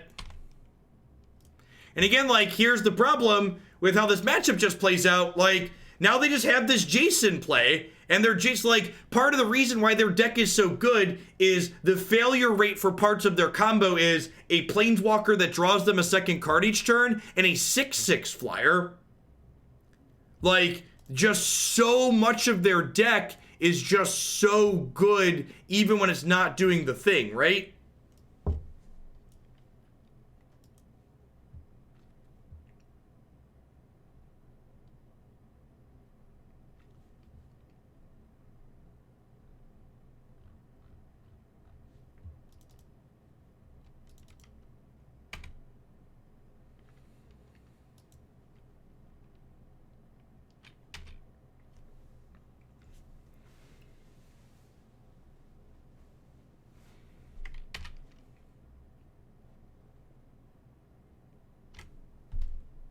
Oh, they milled an Uro.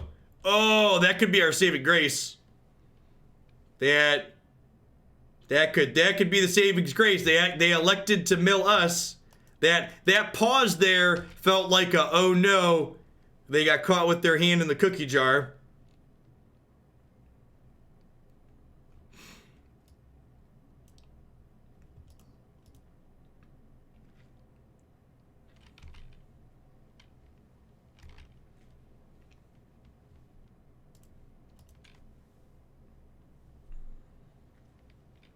They get to Oracle for 7 here. Well, they probably wanted to mill us because putting extra cards in their bin can make it harder for them to fully combo. Because Inverter does flip their graveyard back into their deck. So if their graveyard's too large, it's hard for them to combo.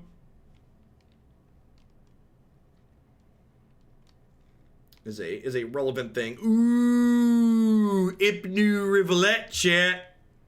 Ipnu Rivulet. Ipnu Rivulet is very good in this matchup because you can mill them with it if they don't combo in one turn.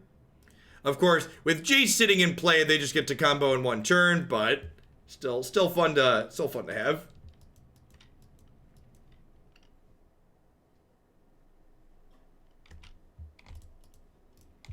We don't get like double disputed. Nope. All right. Deal. Dealerino. Ooh, Emrakul. 1, 2, 3, 4, 5, 6, 7, 8, 9. 4 card types. 9 mana creature. It's exciting. It's exciting.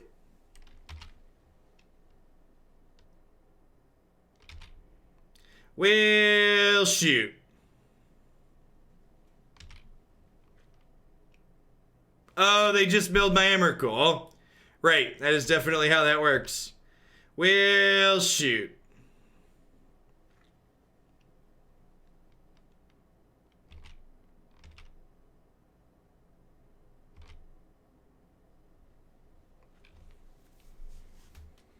Hey, thanks for the 2 months, Fuchs. I appreciate that. Welcome back. Alright, so, like, what's my plan here? I could crack Ipnu Rivulet to get Revolt, and then I can Fatal Push the Inverter, and then I could attack their Jace.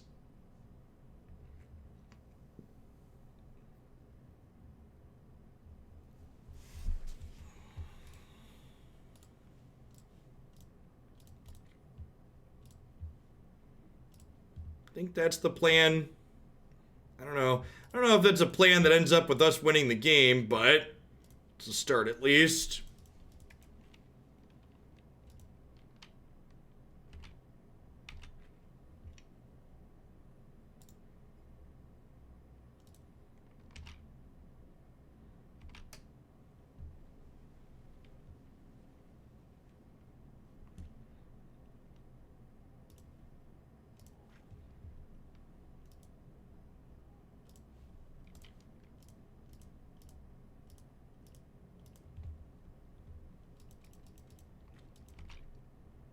Why is Thoughtseize good? They have 1 card in their hand.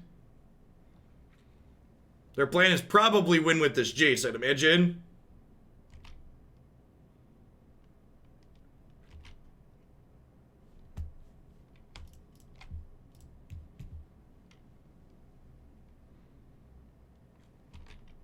which is why we Ipnu'd ourselves. Because I didn't want to speed their decking up. So if they draw a second inverter here, we lose the game. There is an inverter in their deck, that is correct.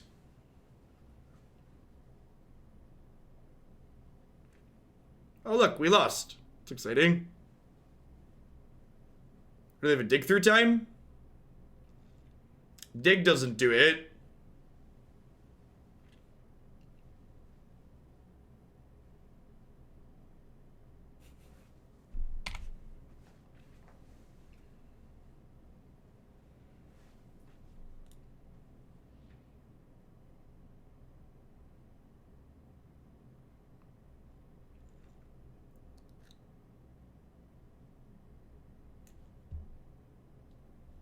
Wait, this doesn't win them this turn, right? They have to have Thassa's Oracle too? Because they have 3 cards in their deck?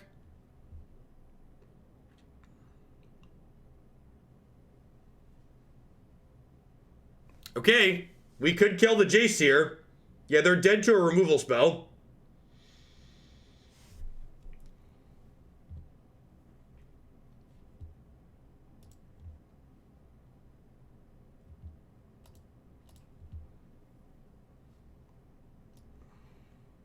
So we have 3 Fatal Pushes, a Nissa, and a Walking Ballista that are lethal here. So our deck's gonna have 16 cards in it, and 1, 2, 3, 4, 5 of them are lethal.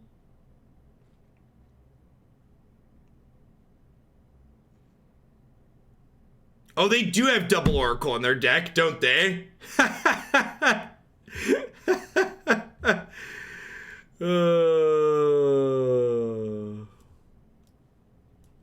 They have double Oracle in their deck.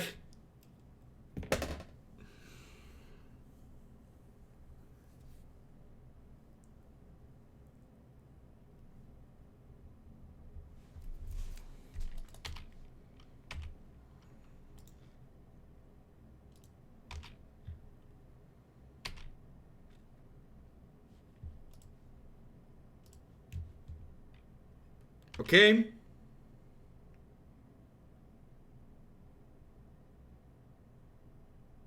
Nice, congrats, Garden.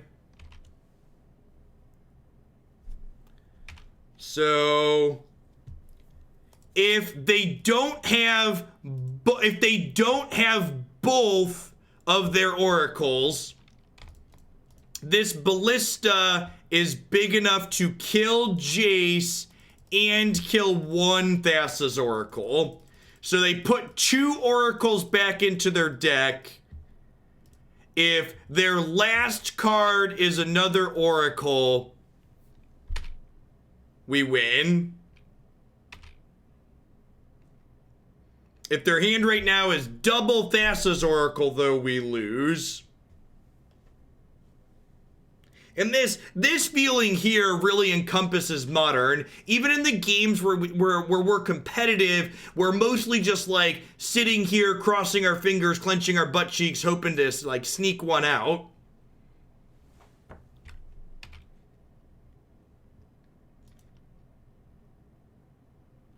Oh, if they had Oracle, they would have won last turn. Okay, so we should be good here then, right?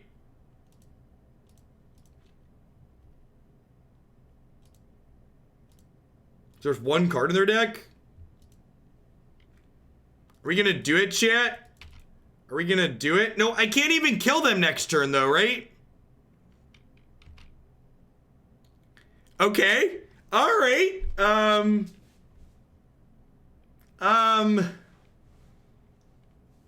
Let's play a game. So their deck is Thoughtseize, Inverter, Jace, Oracle.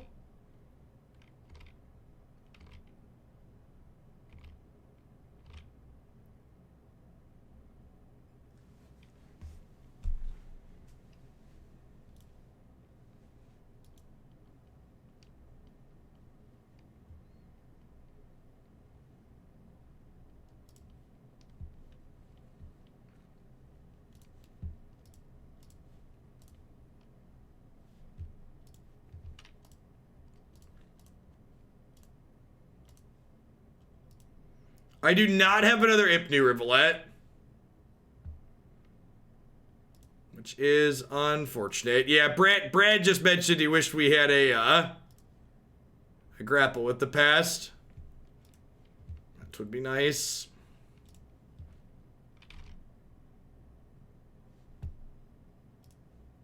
How did I miss 2 damage? Explain how I missed 2 damage.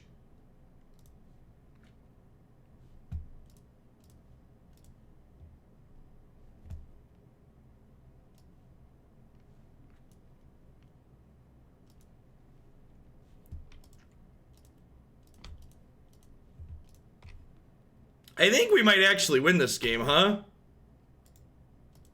Their hand's empty, and we know the cards that are in their deck, right?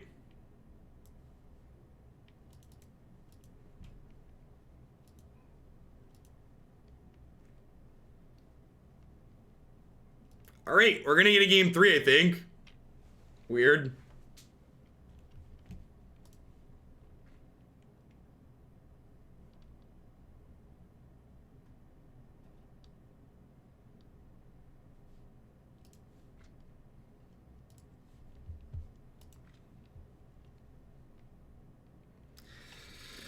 Well, that was a wild ride. Everybody can unclench now. Let's head once more under the breach, shall we?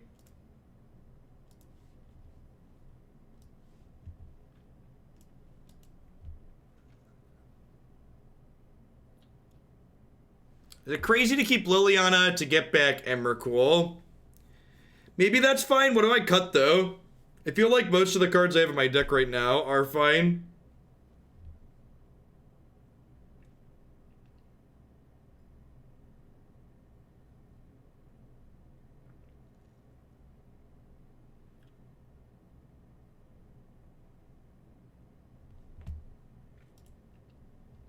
Remember, if you're going to tell me that a play I made was wrong, you need to tell me why it was wrong. You need to tell me what you're playing around or what out you're playing to by making the different play.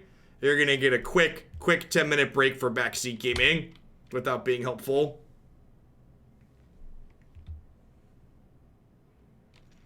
Thoughtseize your Thoughtseize.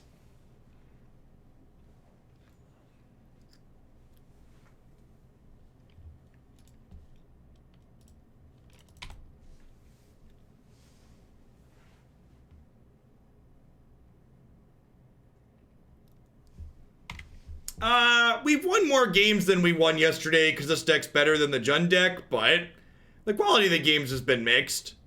The last one was interesting in a race against combo sort of way.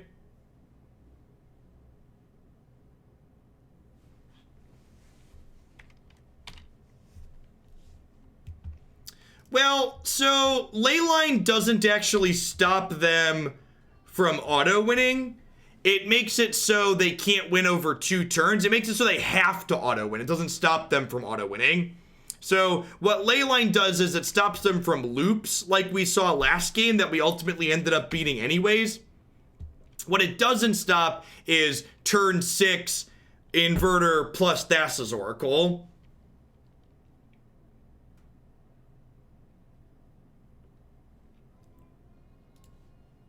I think I'm just playing this tapped and attacking for 1.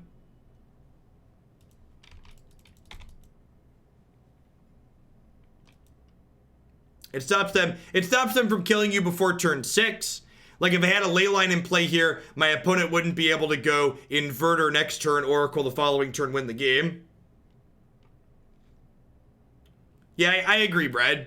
I think if your deck's really aggressive, Graveyard Hate can be fine in this matchup because it makes it so they can't combo you before turn 6. But in a deck that's looking to slog it out, they're still going to be able to like play Jace on 4, combo you on 5, play both their combo pieces on 6. So I think in a deck that's applying pressure, guaranteeing they combo you a turn later is meaningful. But in a deck that's not really applying a ton of pressure like ours,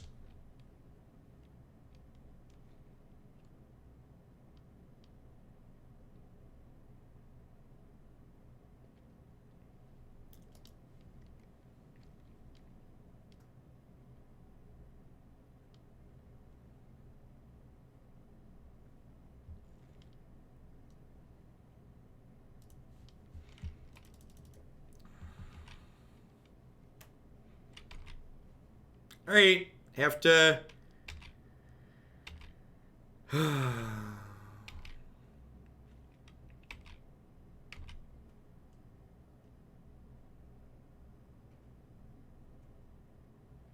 Maybe they'll block.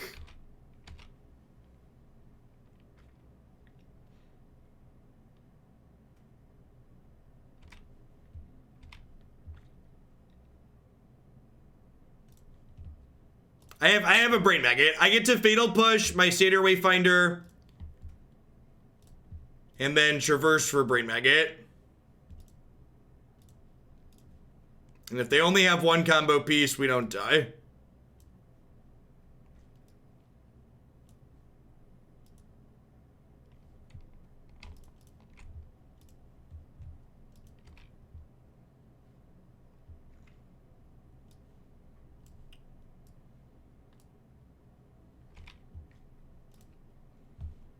Okay, so they have cast down. But like, that means they can't win next turn. Yeah, so I can draw Ipnu Rivulet or another Traverse and then deck them.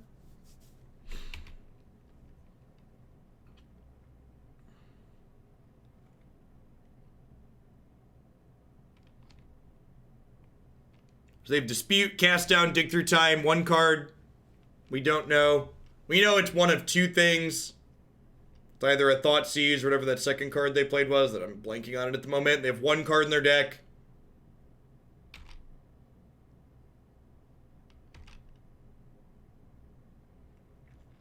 We drew a blank, so we died, right? Just double checking. We're on the zero outer. They end step cast out us. Untap, play Jace with the game.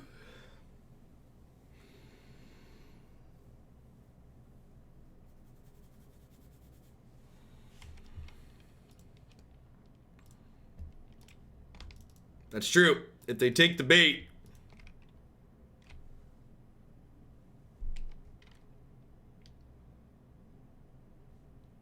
They didn't take the bait. Why not kill the opponent before their combo? How do you suggest we do that? Did I make a mistake that prevented me from doing that? If so, please explain.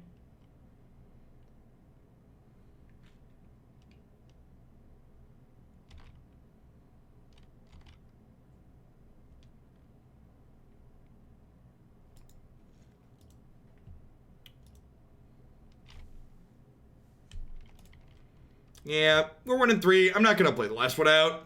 It was a really disappointing set overall.